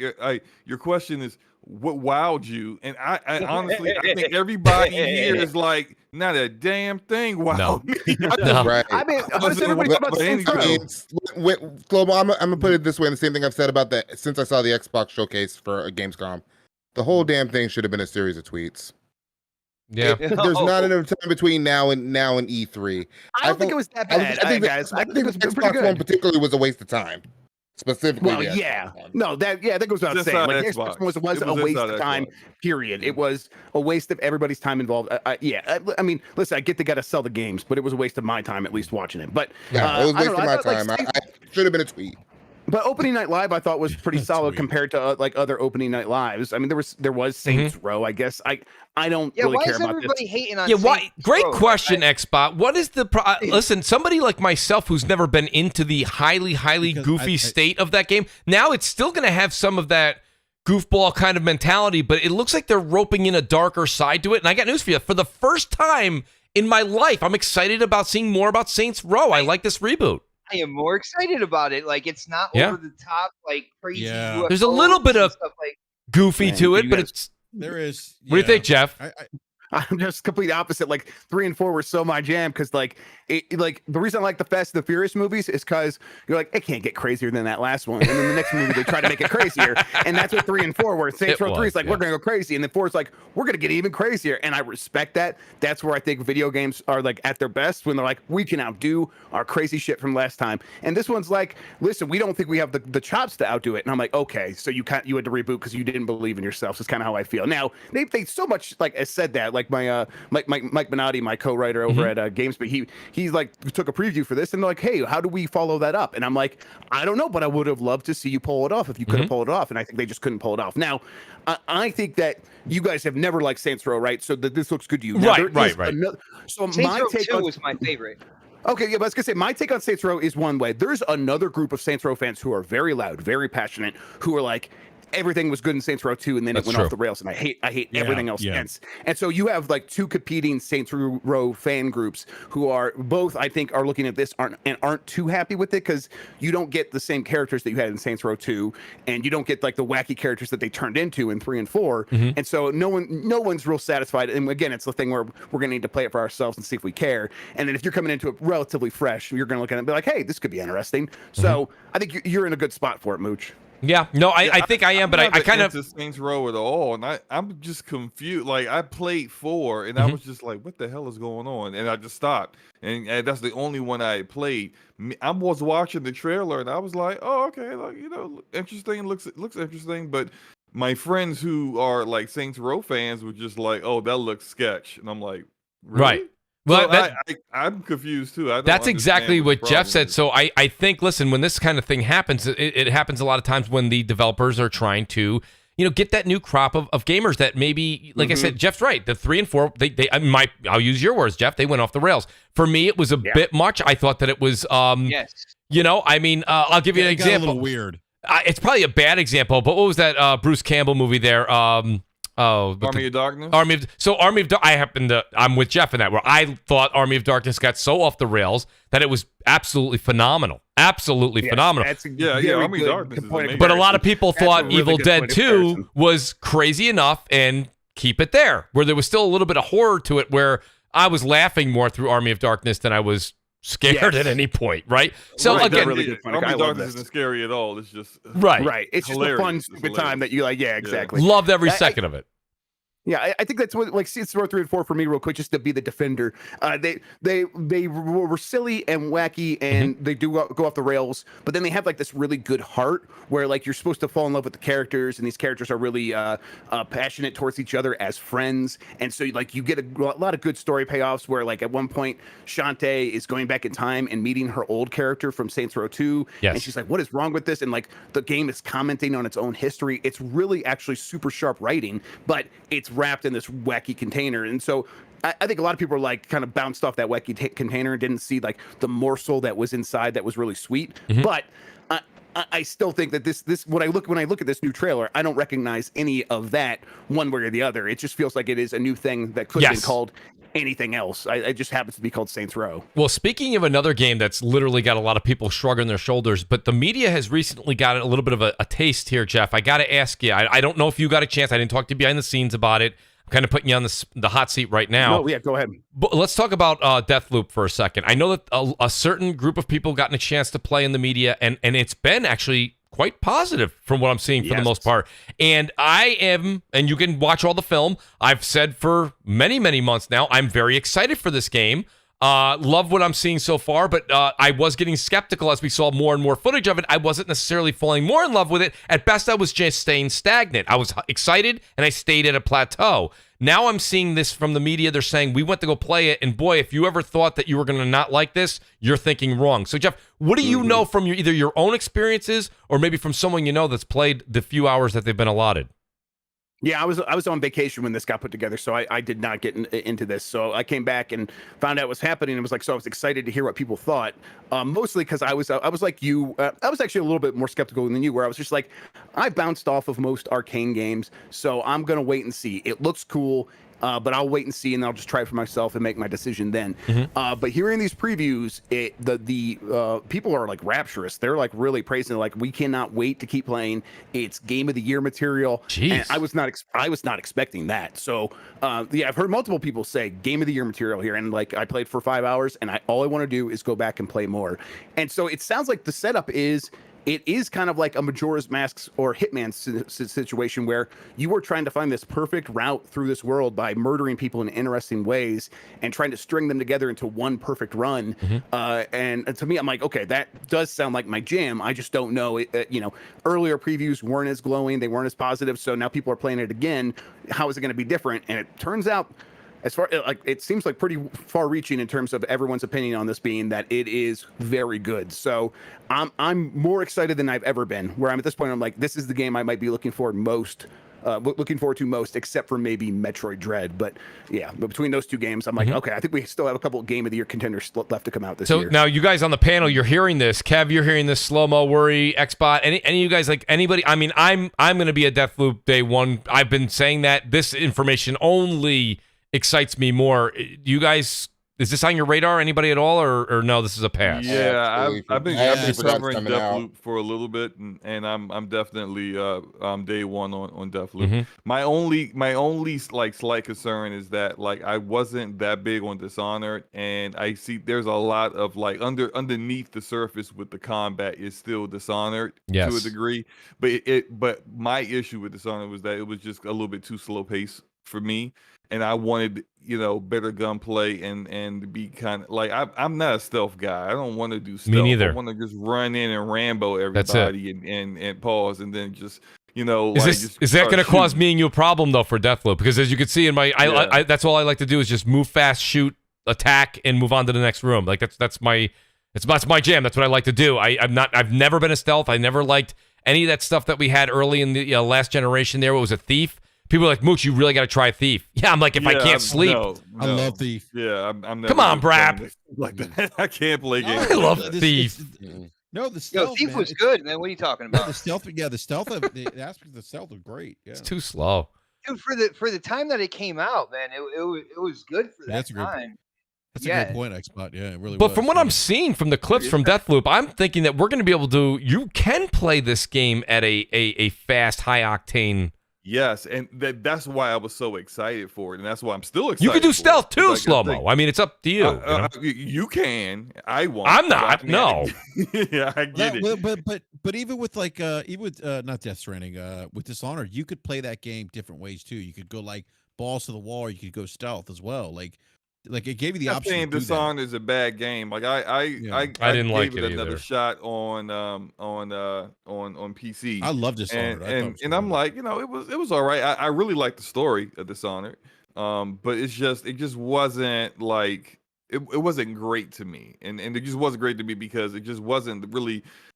I'm not saying it's designed that you gotta use stealth, but it's just it's a lot more slower paced, especially like when the way they design the, like, say, the city and the areas where enemies are. Mm-hmm. Like you gotta really kind of think about how you're going to approach it. And I'm not saying I just want to be dumb and not think, but it's just like I want something that's more focused on gunplay, and that wasn't Dishonored. So You just want to kill people. well, in video games, yeah. I mean, like, I don't want to just answer that with, I just want to kill them. Hey, Mooch, by the way, Say again, I'm John. glad that you reminded me of this game because I actually forgot about it. I put through it on my Steam wish list. Well, it's funny. A lot of people in the chat are saying, Mooch, I hope it's not like a Prey. I actually love Prey. The only two people that ever... This is from the Prey team. Yeah, I love myself personally. I love Prey, and the only person I ever talked about Prey with was Jez Gordon. He was the only one that openly admitted he loved Prey as much as I did. I really did. I enjoyed that game thoroughly, and I didn't like Dishonored. But again, that's because Dishonored, I thought, like Slow-Mo just gave a good representation, was a game that was kind of built around that stealth. You could do fast action for a moment, and then it was back to crouching and waiting for dialogue to pass through. And I think maybe a portion of Deathloop may be that, but as long as it's just the story is while you have to crouch or listen or hang from above, and then you can do whatever you want after that. I just hope that it opens up and it allows us to do that. So that'd be. I also love that you're being hunted too. I love that you're being hunted by an AI that's completely kind of unchained. Well, like, so I think that's exactly the thing here, though. I think that's. I mean, so I think in these assassinations that you need to do, and I think there's 8 assassinations you need to do to complete the game, and I think you need to do them all in one run. I think you're going to get in a situation where, like, you're given all the opportunities and all the choices in the world and how you do those, but in order to actually pull them off, I bet you're going to have to, at least to make it pretty easy, you're probably going to have to be stealthy quite a bit. But in between those sections, there is going to be this AI character or potentially a player character hunting you, and I think that's where the action comes in. So there's going to be both, and I think you're going to have all the choices in the world. It's just, I do think once you have to start refining down your run to actually complete the game, you might get caught in a situation where, like, I feel like the game wants me to be stealthy, and that's not fun to me. So I'm like, I'll be curious to see how you feel about it, Mooch. To me, it sounds like my kind of game. Like, this sounds so good to me. I'm right there. It's not for everybody. You see, absolutely. I feel like we don't have enough stealth games. Like, that's like the one thing that, like, I love about Ghost of Tsushima is that, like, there's stealth elements to that game, and I miss the Splinter Cells. I really miss Splinter Cell. So that's a good point, BRAP. That's a good point. There is a lack of good, like, Hitman 3 came out earlier this year. One of the Game of the Year contenders for sure. So everybody played that, right? I'm sure. Yeah. What's that? I didn't. Did everyone play Hitman 3? That was a stealth game. Hitman. I was gonna say I did not play it, but again, but see, Jeff, I'm trying to as consistent as my resume is here in gaming. Again, Hitman's never, and we've discussed this. Hitman's never been my bag. If you're not for stealth, then yes. But if you want a stealth game, like BRAP was saying, I'm like, Hitman's out there, like, right there. Hitman's great. Yeah, I also have a bias towards Arcane anyway because who's the guy that it's Arcane that made or that was behind Deus Ex? I forget his name, but he's there anyhow. So, well, I do want to talk about one thing, and I saw Worry just discussed it. Worry, I'll start with you, and then I'll give Jeff a break. I've been putting Jeff on the hot seat since day one here, or minute one, pardon me. Worry, you've been playing it, right? How criminal! You're going to give a half an hour to Psychonauts 2. Criminal. I am. I am giving you Psychonauts 2 for at least a portion of this discussion. It's been a big hit. I mean, everyone is saying that it's Game of the Year contender, at least being nominated possibly. It's sitting at an 87 or an 88 Metacritic. I know Xbox doesn't care, but I got to be honest with you. I said this before the show. I'll say it live. The minute I'm done playing Ghost of Tsushima's DLC, I am going to start Psychonauts. It looks very, very good. It looks like a lot of fun. Worry, what can you tell people about the game? And then, honestly, then Slow-Mo and Jeff can jump in after. Let me start with, I love platformers. They're the genre that I love the most. Playing on console, I love platformers all the way back to, the original Mario, Ratchet and Clank, Jak and Daxter. Double Fine has risen to that level. I'm not saying they're on the level of a Jak and Daxter or a Ratchet and Clank, but they're there. And I think it's incredible that they've managed to do what they've done in this game. This game is phenomenal. It's absolutely phenomenal. Everything from the writing, the gameplay, the creativity, the worlds. It's just an amazing game. It is an amazing, amazing game. I'm just thrilled. And this is what I want to see happen. Again, we're going to bring back to Halo, but I want to be surprised by this because Double Fine for a long time, Tim Schafer, no, that's his name, Tim Schafer, right? Yes. Double Fine. Got in one, man. Tim Schafer always reminded me of this guy who has all these great ideas, but then he smokes pot and passes out in the corner and nothing happens.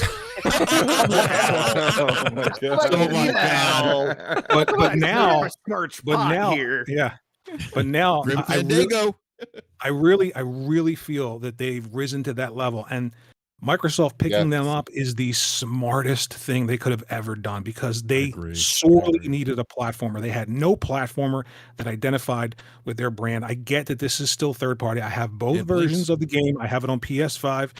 It is much softer on the PS5 because of the resolution difference. Other than that, same game, same graphics, same textures, all that stuff is the same. I cannot praise this game enough. I'm not a big review person or score person, but I think the general consensus of a large group of people is something you can look at. Mm-hmm. So the fact that this is an 88 on Metacritic is a big deal considering it's Double Fine. I agree. And they've managed to do this. They've managed to go from the first game.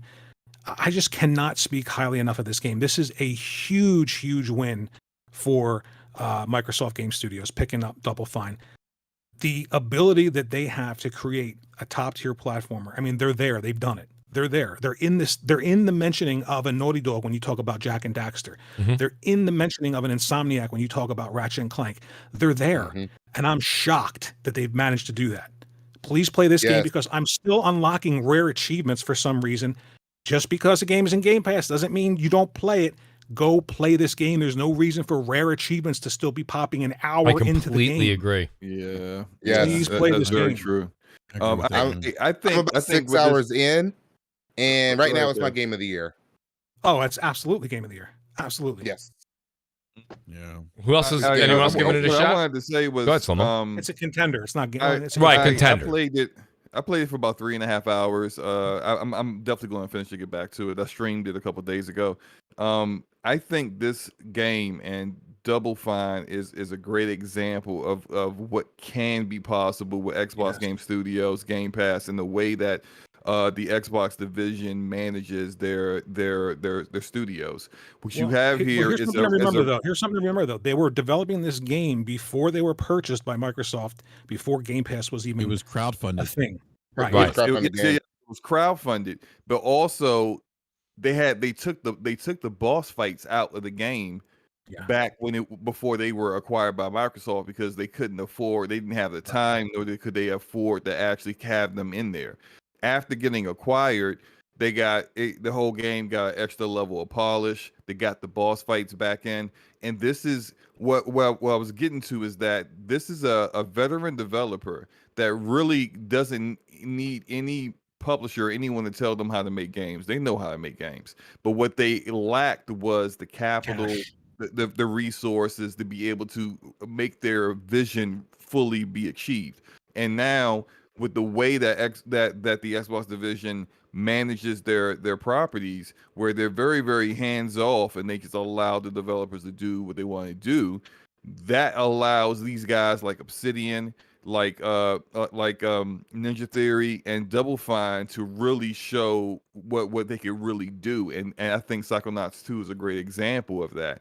Now the flip side is some of the ones that do need guidance may not be getting it, but in this example, in this situation right here, it works perfectly. Yeah. Something else really quick. If you're going to play this game, you have to play it for at least an hour and a half to 2 hours before it actually opens up. And once it opens up, it is absolutely brilliant. I keep using that word.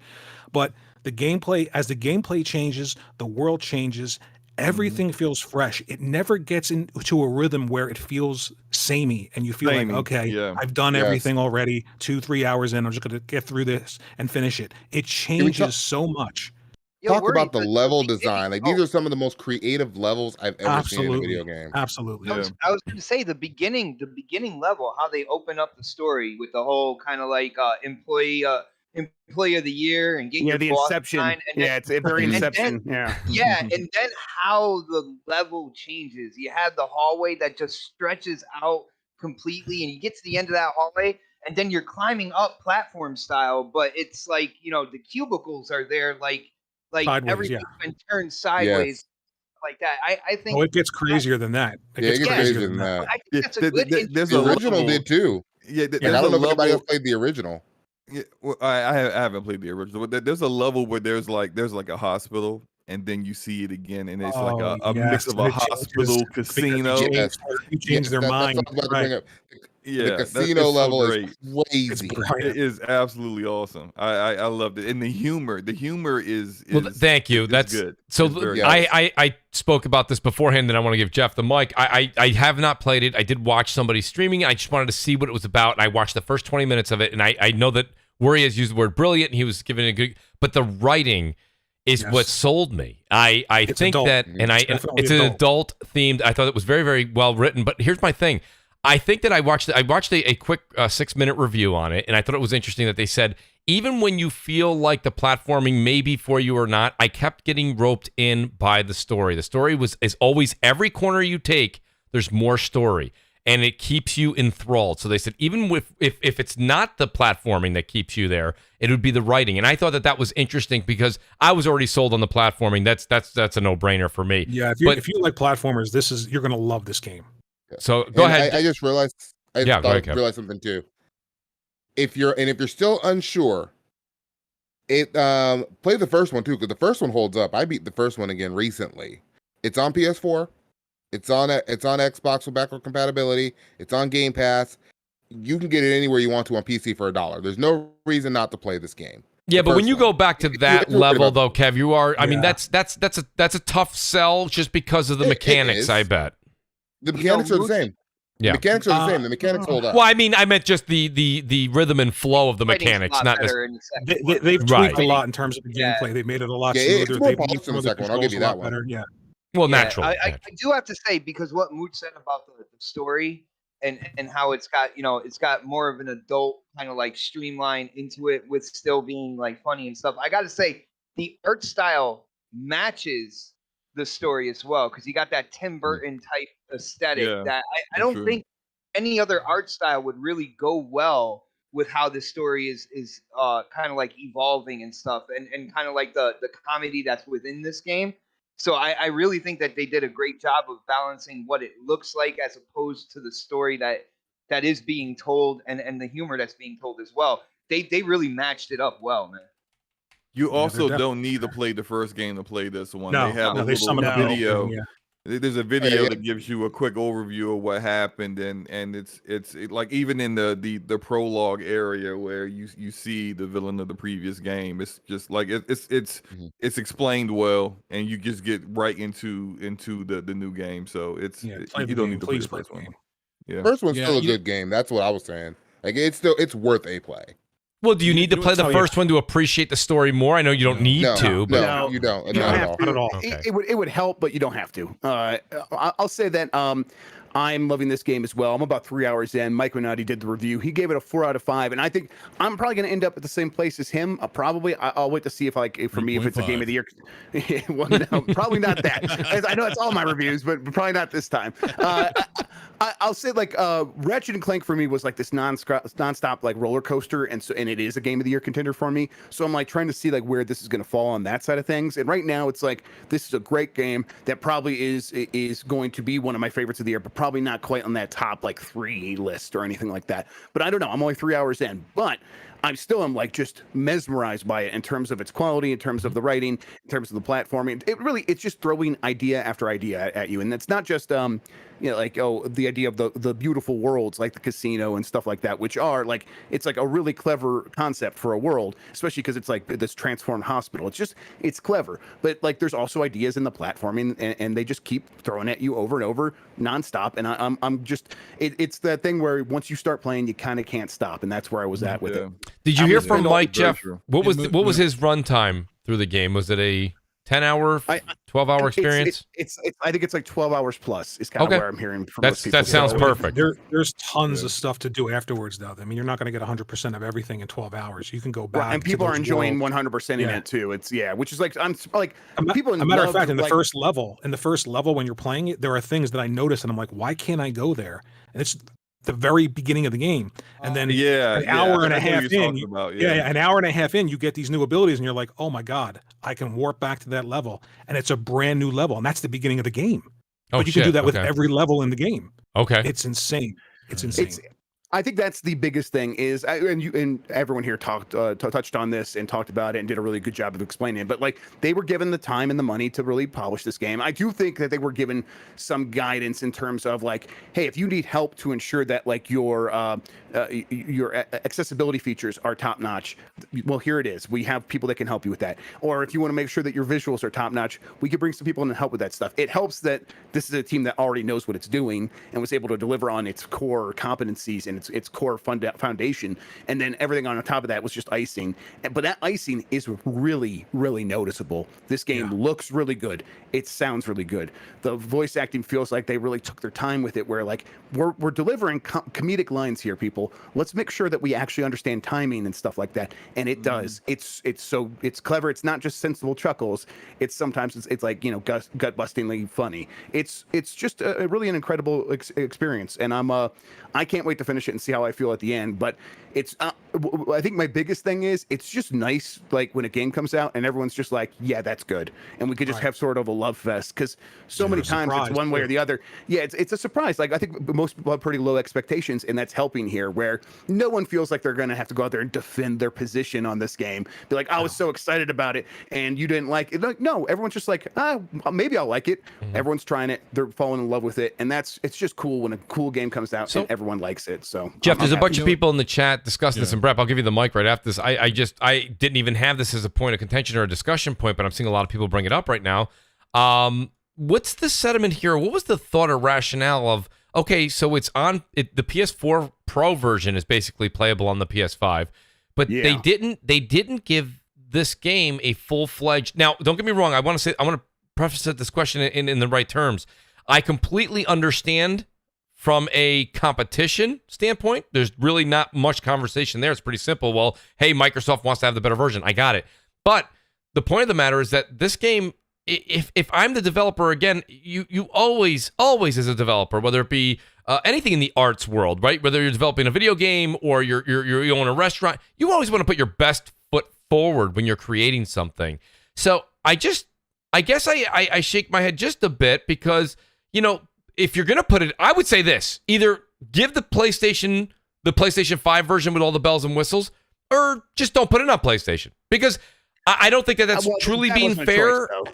They had an obligation to put it on PlayStation 4. When they funded this game on Fig, they promised the PlayStation 4 version. So that's, or else it probably wouldn't be on PS4. Well, I mean, do you see well, that's fine. No, Jeff, I completely contractual. Too much. I don't disagree with you. I think that if you were going to see that through, why not do a PS5? See it through. I hope that they release a PS5 native version as an update at least. I think they will. It's not here right now, and if that's upsetting to people, that's fine. But I wouldn't skip out on it. Listen, a lot of games are backward compatible.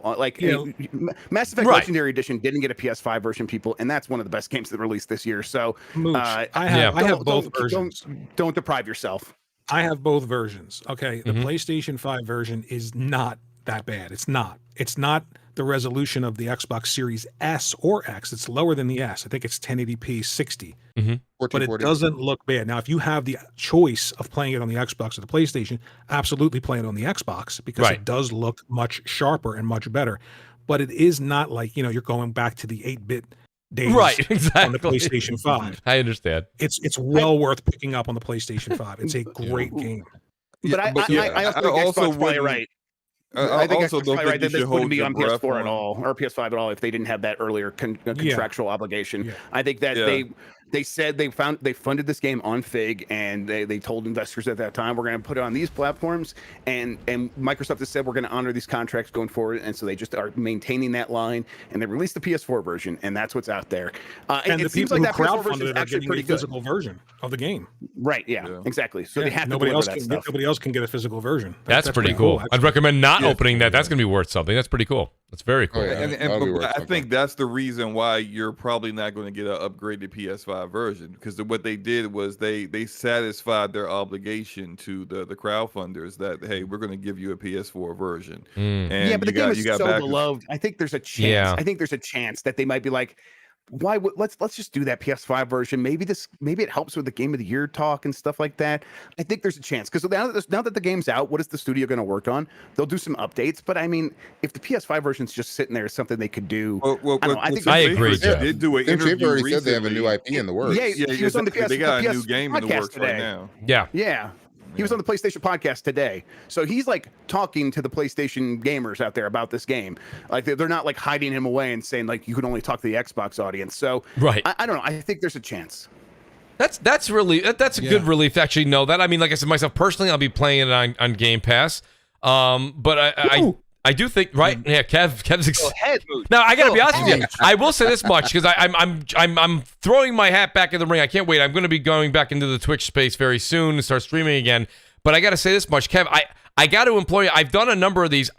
From what I watched, because I'm engaged with the audience while I'm playing on Twitch generally, this would be a tough one. I think it would. And Slow-Mo, you did it.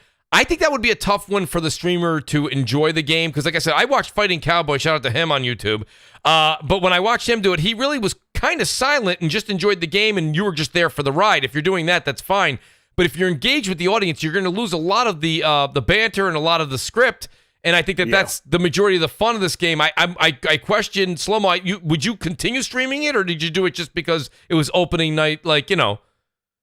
It was a big opening night show, and you wanted to just do it because it was the night it released. I mean, I just don't think it's a good streaming game. I mean, like I think it's fine. I think it depends on the streamer. I'm the kind of person that I'll get into the game when there's a cutscene, and there's a lot of cutscenes in Psychonauts 2. Yes. Like I'm not really like you'll see some streamers will be talking with the audience and not paying attention, and I'm more of like, I'll talk with the audience when I'm actually like playing the game and I'm like levitating a brick and hitting somebody upside the head with it kind of stuff. Like when I'm doing the actual platform and the gameplay is when I'm talking. Right. But when the cutscenes happen and the story's happening, I'm paying attention to that. Okay. So it all kind of depends on the person. I talk too much. If you guys haven't noticed, that's a me problem. Yeah, the way to do it with this game. I'm not certain if I'm gonna keep streaming the entire thing, just because it is about 12 or so hours, and sometimes when I'm ready to play it, it's not really a time where I feel like I should be streaming. Like at like midnight, I feel like playing this game. I'm not going to go live, so it's just I probably more likely will stream it at least a couple more times, but I will be playing it offline too. Understood. Mooch, Go ahead, Brad. When you play a game like this too, you the idea is to pause it sometimes too. Like if you got something to say to the audience after the cutscene, hit that pause, respond to the audience, and jump back in. That's what I do. That's probably the best thing. Like I said, when it came down to it for story games, and I'd done them with a couple. I started streaming back when it first came out again. Was it Plague Tale Innocence? I believe I streamed that, and I found you got if you take the story out of Plague Tale, let's be honest, the waving around of like a stick and like causing things to catch on fire to keep mice away from you, that's not as enthralling. So it was the story that kind of kept you into it, and I figured those are the types of games that I kind of stay away from. It's more action based. Like when I did the whole platinum on Bloodborne online, and it was great because basically, let me be honest with you, there's not a whole lot of talking going on in Bloodborne. So I tend to go that route, or these kind of first person shooter type of games. But this game, go ahead, Brap. I wanted to hear your take on it as well. No, it's really, for me, when Microsoft acquired Double Fine, I was really excited because I've always thought Double Fine, super talented studio. My first experience with them goes back to like 20 something years ago when I was in my 20s with Grim Fandango on PC. Yes. And that was a really, really good, I thought a really good game at the time. And to see there's a lot of people like praising this game from Double Fine, just exciting for me, because I always thought Tim Schafer super talented, Double Fine is super talented, and it's awesome. It's awesome to see this, and I hope people try this game out. It's in Game Pass. try it out. It's quote unquote free. You know, Worry makes a good point though, Brap. You know, here it is. This is when did the game release officially? Was it Thursday night? That's the only thing that I'm disappointed by, and I know it might seem a little bit much, but I mean, you've got to support these games. I'm unlocking rare achievements. It's been out for like 3 days now. Come on, I'm an hour. I agree with Worry. I played the game a day after it launched, and an hour in, every achievement I was getting was rare. Nobody's playing this game. I agree with you, Rory. Like this is like to see the reviews. I'm playing the Ascent, and I'm still popping rare achievements. Yeah, I just don't understand it. I wouldn't read much into that. I don't know. Like I'm really early in the Ascent still, but I waited until they fixed the PC version. Well, what do you think, Jeff? Now, Jeff, because I mean, there's a percentage that goes along with this. How do we just kind of throw that out? If that's is it a gleaming issue or? I don't know if I just. It's hard to be sure because you got to keep in mind a lot of these things are on Game Pass, and a lot of people are downloading and maybe starting it and then putting it aside while they're playing some other stuff. Like it's just super easy to download this stuff. So those numbers might not be the best way to understand how people are actually engaging with the stuff. We'll see. I'll ask someone when I get a chance about this because I'm curious too. Like if I see like a rare achievement for something that's an hour into the game that everyone gets, does that mean like no one's playing this game? What does that mean exactly? But I wouldn't take that. It seems like this game's getting some traction, and we'll have to wait and see for sure. I'm just hesitant. When you do find out, Jeff, if you don't mind, let me know. I've been saying this for a while now because, like I said, the Ascent is something that I'm enjoying. I know that maybe it wasn't critically acclaimed, but I like it. Like it happened to High Busters. Like you were High Busters is still popping. Like High Busters is not like a standalone game though. That's like a DLC for something that exists elsewhere. So it's like, is everyone who has that Gears of War game, are they being counted towards this thing? In that case, that makes some sense. But it's like, who knows? I don't know how indicative that is of the reality of how many people are actually playing through this stuff. So I'm curious, and I think we should try to get an answer to that. So that would be great, Jeff. Thank you. Yeah. I was like real quick on Double Fine. Yes, they've got some really good classic games that people should go back and I think this Halloween. Do you have kids? Well, in Costume Quest, go put Costume Quest on your TV with your kids. It's a cute little Halloween RPG that I think does a really good job of capturing the sort of Halloween atmosphere in a fun way instead of like a scary way. And so it's really good for families. And there's a sequel to that, or like an expansion, I think. And there's also a show for that on Amazon Prime Video, by the way. They have a Costume Quest cartoon. But the stuff like Stacking and Day of the Tentacle and Grim Fandango are fantastic. But like Broken Age. Are all those games on Game Pass now, Jeff, or no? I'm pretty sure many of them are. I don't think all. They all are. Day of the Tentacle, Costume Quest, and Grim Fandango, and Full Throttle are. Wait, Broken Age is too. Which was the what was the RPG you mentioned, Jeff? That's a Halloween favorite. Costume Quest. Costume Quest. It's really solid. Like there's no voice acting because this is like when they were just a little independent studio, but it still has so much attitude. Has that great funny writing. Really good. I'm like short of just Christmas and gifts. Of course, Halloween is by far my favorite holiday. So.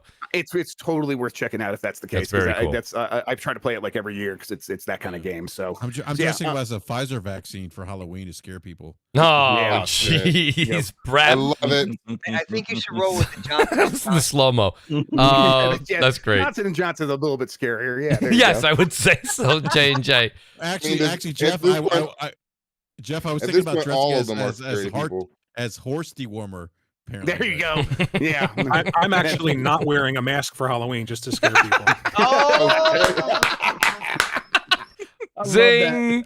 I love it. Oh, that's great. I just want to confirm Costume Quest 2 yes. is on Game Pass for console. Yeah. Thank you, Kev. Okay, great. Kev, that's phenomenal. I see you changed your name to Psychonauts 2 is S tier from the great Kev. It is S tier. Glorious Kev. But you know what though? I seriously, like, guys, this is so awesome to like hear this praise for Double Fine because like I've always been a big fan for Tim Schafer and absolutely, like, Grim Fandango was like the first experience. Double Fine is what pushed me over to get a PS4 when it came to Gang Beast.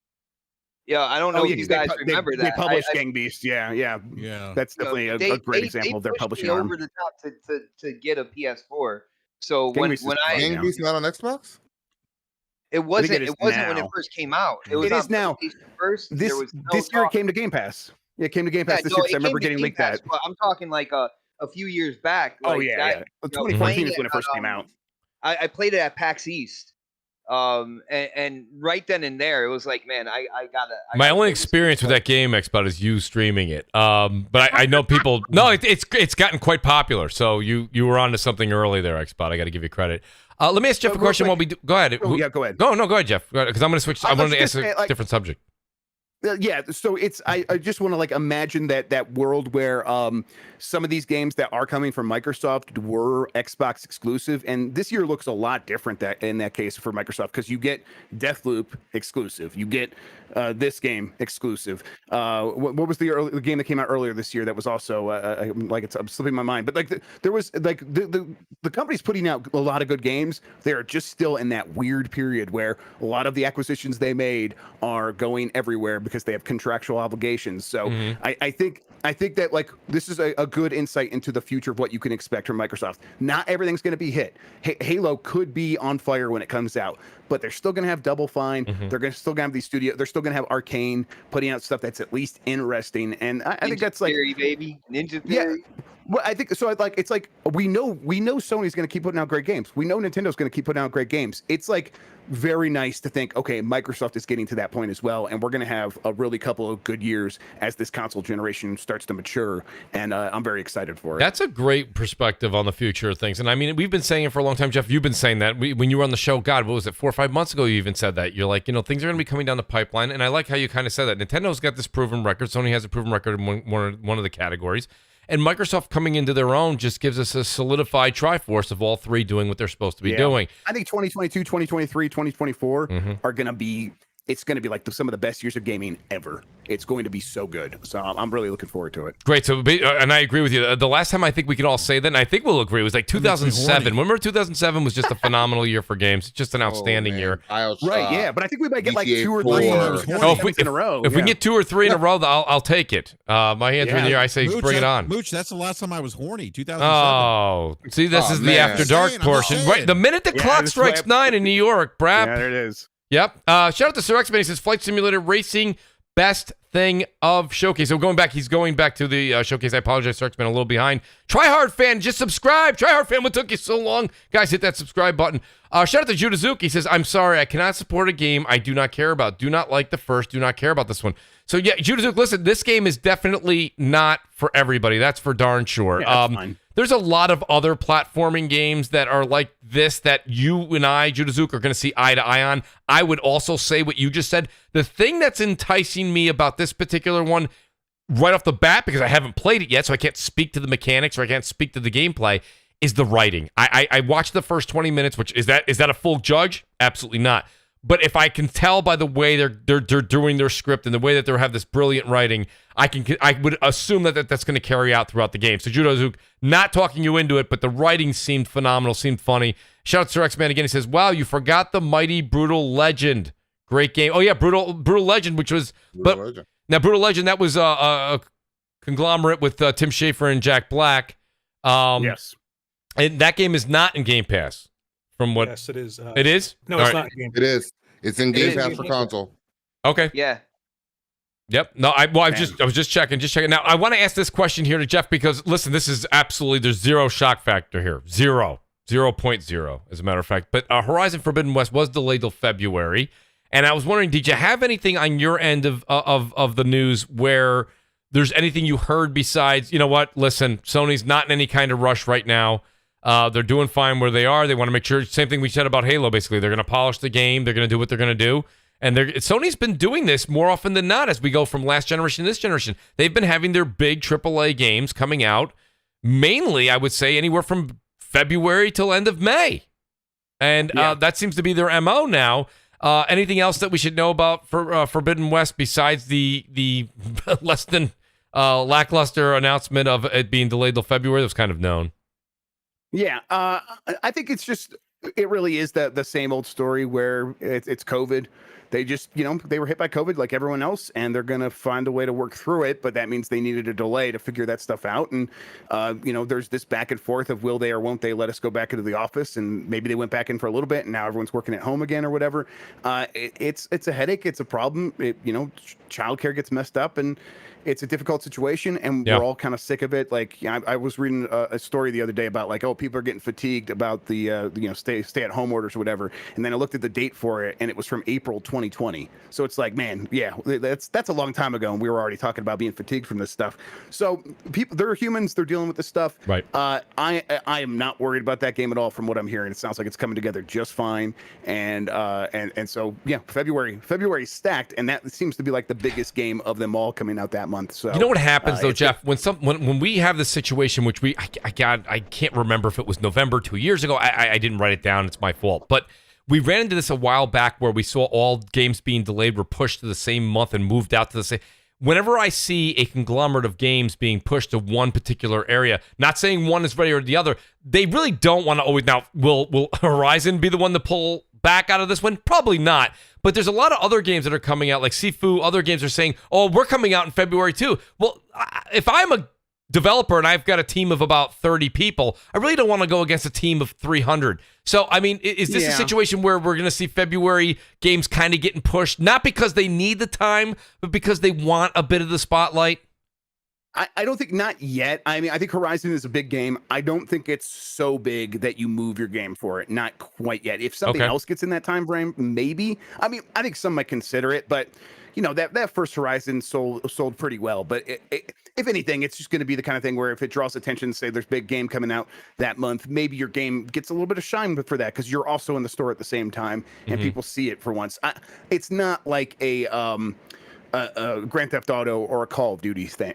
Correct. It's not quite at that level. So I think for the most part, most of these games probably will, if they're ready, they'll stick to that time frame. And we still have, I think Imran Khan pointed this out from Fanbyte that we have some games coming out on February 22nd, 2022. So 2020 or 2022, whatever. Yep. We don't have any games scheduled for 2/2/22, like that weird date of like, okay, February 2nd. Yes. Are we gonna get a big game that day? And I think if we I don't think Zelda Breath of the Wild 2 is going to come out that day. But if it does, now you have a February where people are looking around going, okay, we got Zelda then, Horizon then. They might actually suck out all the oxygen from this month. We do have to move. But right now, as it stands today, it just sounds like a pretty stacked month. And the game industry can totally withstand that. That's going to be fine.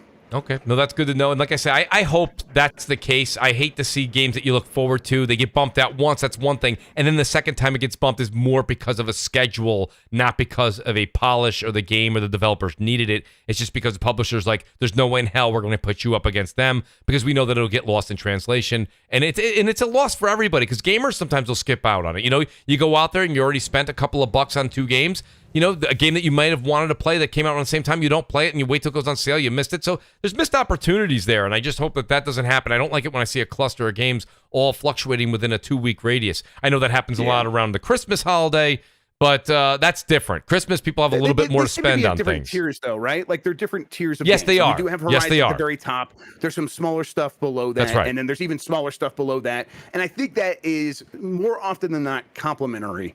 It's not like Titanfall going between Battlefield and Call of Duty, which was these are all shooters of the same type, of the same scale. One of them's going to have to get punished, and in this case, it's Titanfall 2. I think there's a chance where if one game is $70, another game is $40, another game is $20. People think about those things in different way and come at them with different ideas of of how they're spending their budget. And there's a chance for all of them to succeed. And I think most developers know that. Now, a great super chat by the great Shuei Yoshida, who's here. He says, "Why is PlayStation so awesome, Mooch?" I almost want to give that up to the panel. Anybody else want to? I don't know. I don't know why it's so awesome. I think everything is. Why it's so awesome? Because they spend. They are so driven by perfection, and Shuei Yoshida, who that isn't really, but let's pretend it is. Correct. Shuei goes into Guerrilla Games and says, "Hey, goes into Sony Santa Monica or whatever. It says, hey, God of War isn't good enough, make it better. And they do. And he comes back and then he's satisfied. Like you know, that's the sign of a company that's like willing to put quality over everything else. And when you do that, you are rewarded. And that's what's so happening with Sony right now. And I appreciate you taking that question off my hands, Jeff. Thank you very much. No problem. We are over the 2-hour mark here, and I've kept the panel here as promised to 2 hours. You guys are all awesome. Guys, I do want to say real quick, please do hit the subscribe button on the way out, hit the like button on the way out. Let me do this. We'll go in reverse order. Jeff, outstanding show tonight. Great insight. A lot of the things people, they hear, right, they see on Twitter, and then it's all kind of like the game of telephone, right? You hear something, and then somebody spreads it, and it gets bigger and bigger and bigger until it's just absolutely ridiculous, and it doesn't hold any water. Having you on the show really is great because it grounds a lot of things. It grounds a lot of people's thoughts. One being even myself. You're like, Mooch, these are the facts. These are the things we know. These are the things we don't know. And until we know more, this is how we kind of have to react and move forward. I appreciate things like that. I like to hear that, and I think it grounds people. But Jeff, outstanding to have you on the show. Love it when you're even just in the chat and keeping everybody on their toes. Let everybody know where they can find you. And also, great show earlier today. Oh, yeah, thanks. I appreciate that, man. Yeah, you can find me on Games Beat Decides. It's a podcast we do earlier in the day on Friday. We do it live on YouTube, youtube.com/Jeffrey Grubb. I think is a good way to get to that. And follow me there. It's a good place to do that. And then I'm on Twitter @JeffGrubb. I post a bunch of stuff there, usually a bunch of bullshit that comes out of my brain, but then sometimes some gaming news or whatever. And then the other thing, Grub Snacks over on Giant Bomb. If you want to try out Giant Bomb, you can get a Giant Bomb premium membership trial for free. Go to giantbomb.com/upgrade, I think is what it is. And check out Grub Snacks. It's on Thursdays. I do it live. I take a bunch of questions. It's a really good time, a really great audience, a bunch of people who just want to talk about games. And that show's been so much fun in like the 9 weeks I've been doing it. I can't get over it. So yeah, and then gamesbeat.com. I'm always writing over there. Check that out. So thanks for having me on though, Mooch. This is always a fun show. Appreciate that, Jeff. And I got to be honest with you, I know you already plugged it, but I was very happy to see that you went over to Giant Bomb. I was very saddened to hear that some of their company had left, and I'll be honest with you, I'm a huge fan of Jeff Gertzman and the guys that all work very hard over there. So outstanding to see you bring your talents over there. That's just a great channel, and I want to see them thrive in the future. Jeff, thanks for being here. And then I got my buddy here, WorryWart73. Worry! I know I kept you, I didn't keep you awake, but what I did was I probably kept you from a couple of Grey Goose martinis, and I apologize sincerely. Yeah, that's okay. That's okay. Let people know about your channel, buddy, because unlike myself, who just does a podcast, you're doing outstanding daily content. You know what's incredible? I want to let you know. I had 126 subscribers this morning, and then I did a positive PlayStation video, and now I'm down to 125. Well, that'll happen. That's just the business. So please head over there and subscribe and get me back to 126 because I love even numbers. Guys, go over and check Worry out, please. He does great.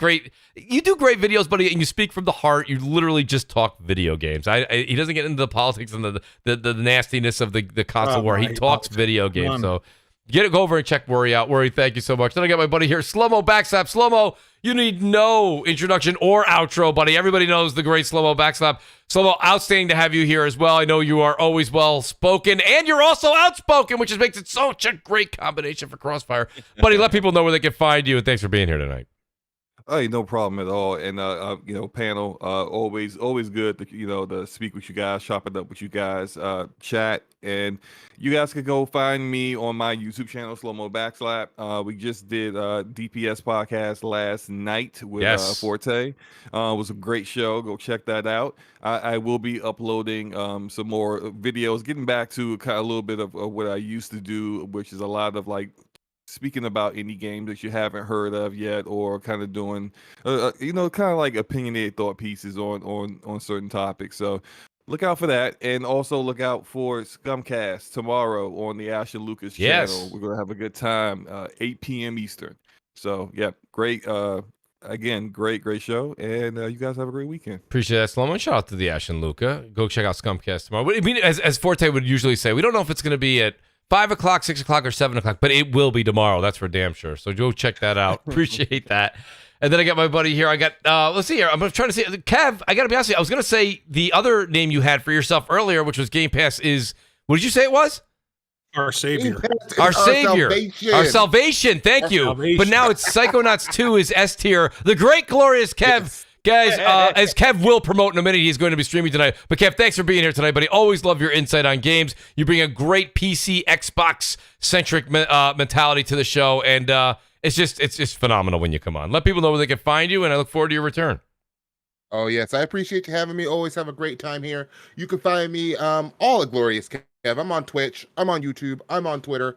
Like I said, I'll be streaming Psychonauts tonight. That's the plan. In a few minutes, actually, once we end the show here, I will probably prep to stream for a little bit, maybe an hour or two. I'm just glad. I'm glad to be here. I'm glad to be talking games. I wish Halo was coming out sooner. It's not, but it is what it is. I'm ready for Halo. I'm ready for Halo. We all are, buddy. Believe me, we all are. We've been waiting since last November. We're all ready.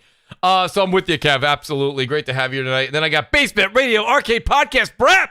And BRAP, you did exactly what you said you were going to do. And man, as much as you're a man of your word, I'm a little disappointed. You were too quiet tonight, BRAP. Just a little too quiet. It must be happy hour over at the BRAP house. But BRAP, let me people know where they can find you. And nonetheless, I appreciate you being here this evening. Autobots, roll out. Yeah, you know what, man? Look, I told you it was gonna be quiet. That's what I did. You did. Enjoying the conversation. Great guests naturally this week. So we had Slow-Mo, we had Grub on. Yes, we had Kev. So no, seriously, Warrior Wort, great guests, great conversation, great shows always, man. And at the end of the day, it's all about gaming and having fun and enjoying these video games. So yeah, great show, man. Appreciate that, BRAP. Then I got the Xbox defense lawyer, which, believe it or not, it's casual Friday. He's in his jeans. He's just relaxing. The great Xbox 448, which Xbox is here tonight, which is always great. And second of all, you got to stay till the very end. So Xbox, I can't wait to hear that plug, buddy. You get to do it, and I don't have to do it. But go ahead, buddy, and let them know where they can find you, brother. I do. I stay in sleep and everything, man. But it was a blast. Like, when it comes down to it, I know my name's Xbot, but if you expect me just to go out there and just cheerlead for a corporation, I'm not going to do that. If I see something that raises questions, I am definitely going to put it out there. My podcast panel does know that, and they have a tendency to jump on me about it. But if you want to check out my podcast, it is the next podcast. It is on my YouTube channel, Xbot448, every Thursday, 8 p.m. And I am working on more live content, which is coming to that channel as well. So you might as well subscribe.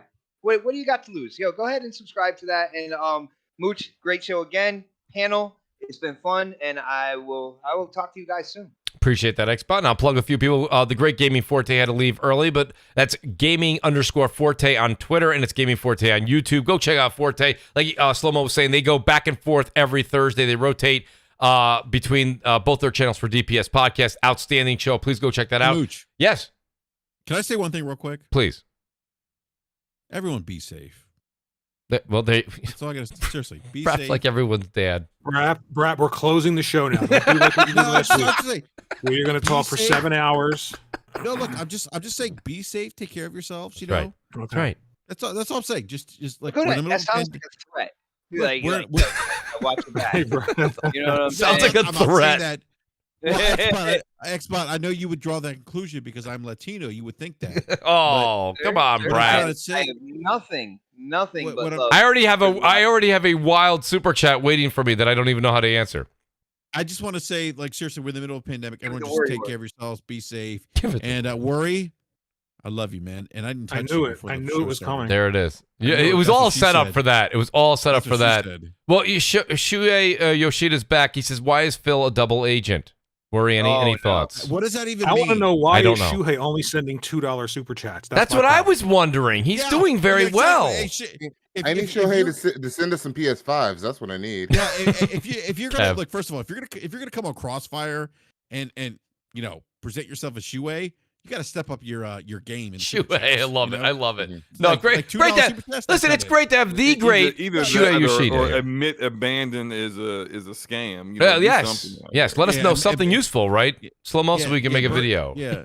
Exactly. Birdie Madoff software companies behind Bandit. In case any of you guys are wondering, the great Crap Gamer was not feeling great tonight, so he wrote me earlier yesterday. He says, "I'll tell you," he goes, "my chances are slim of making it. He is just under the weather." So everyone do check out _Crap Gamer. Wish him well, make him feel better, and Crap will be back next week, and it's the Crap Gamer reviews on YouTube. Go ahead, BRAP.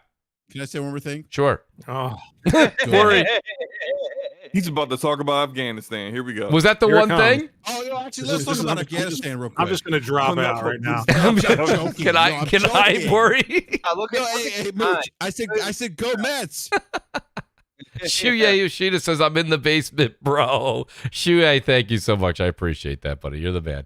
All right, guys. With that being said, please do, Can I say guys. one more thing? No. No. Hit the like I'm button, hit the joking. I'm subscribe joking. button, and we'll see you guys next Friday, 7 p.m. Eastern. And keep attuned to @Mooch1978 on Twitter. I will be announcing when we start Twitch up again and that new podcast that may be a week or two away. We'll find out what's going on. Guys, thanks again, and tweet it out, share it out. We'll see you guys next week. Peace. I love worry. You tried to touch me in the pre-show.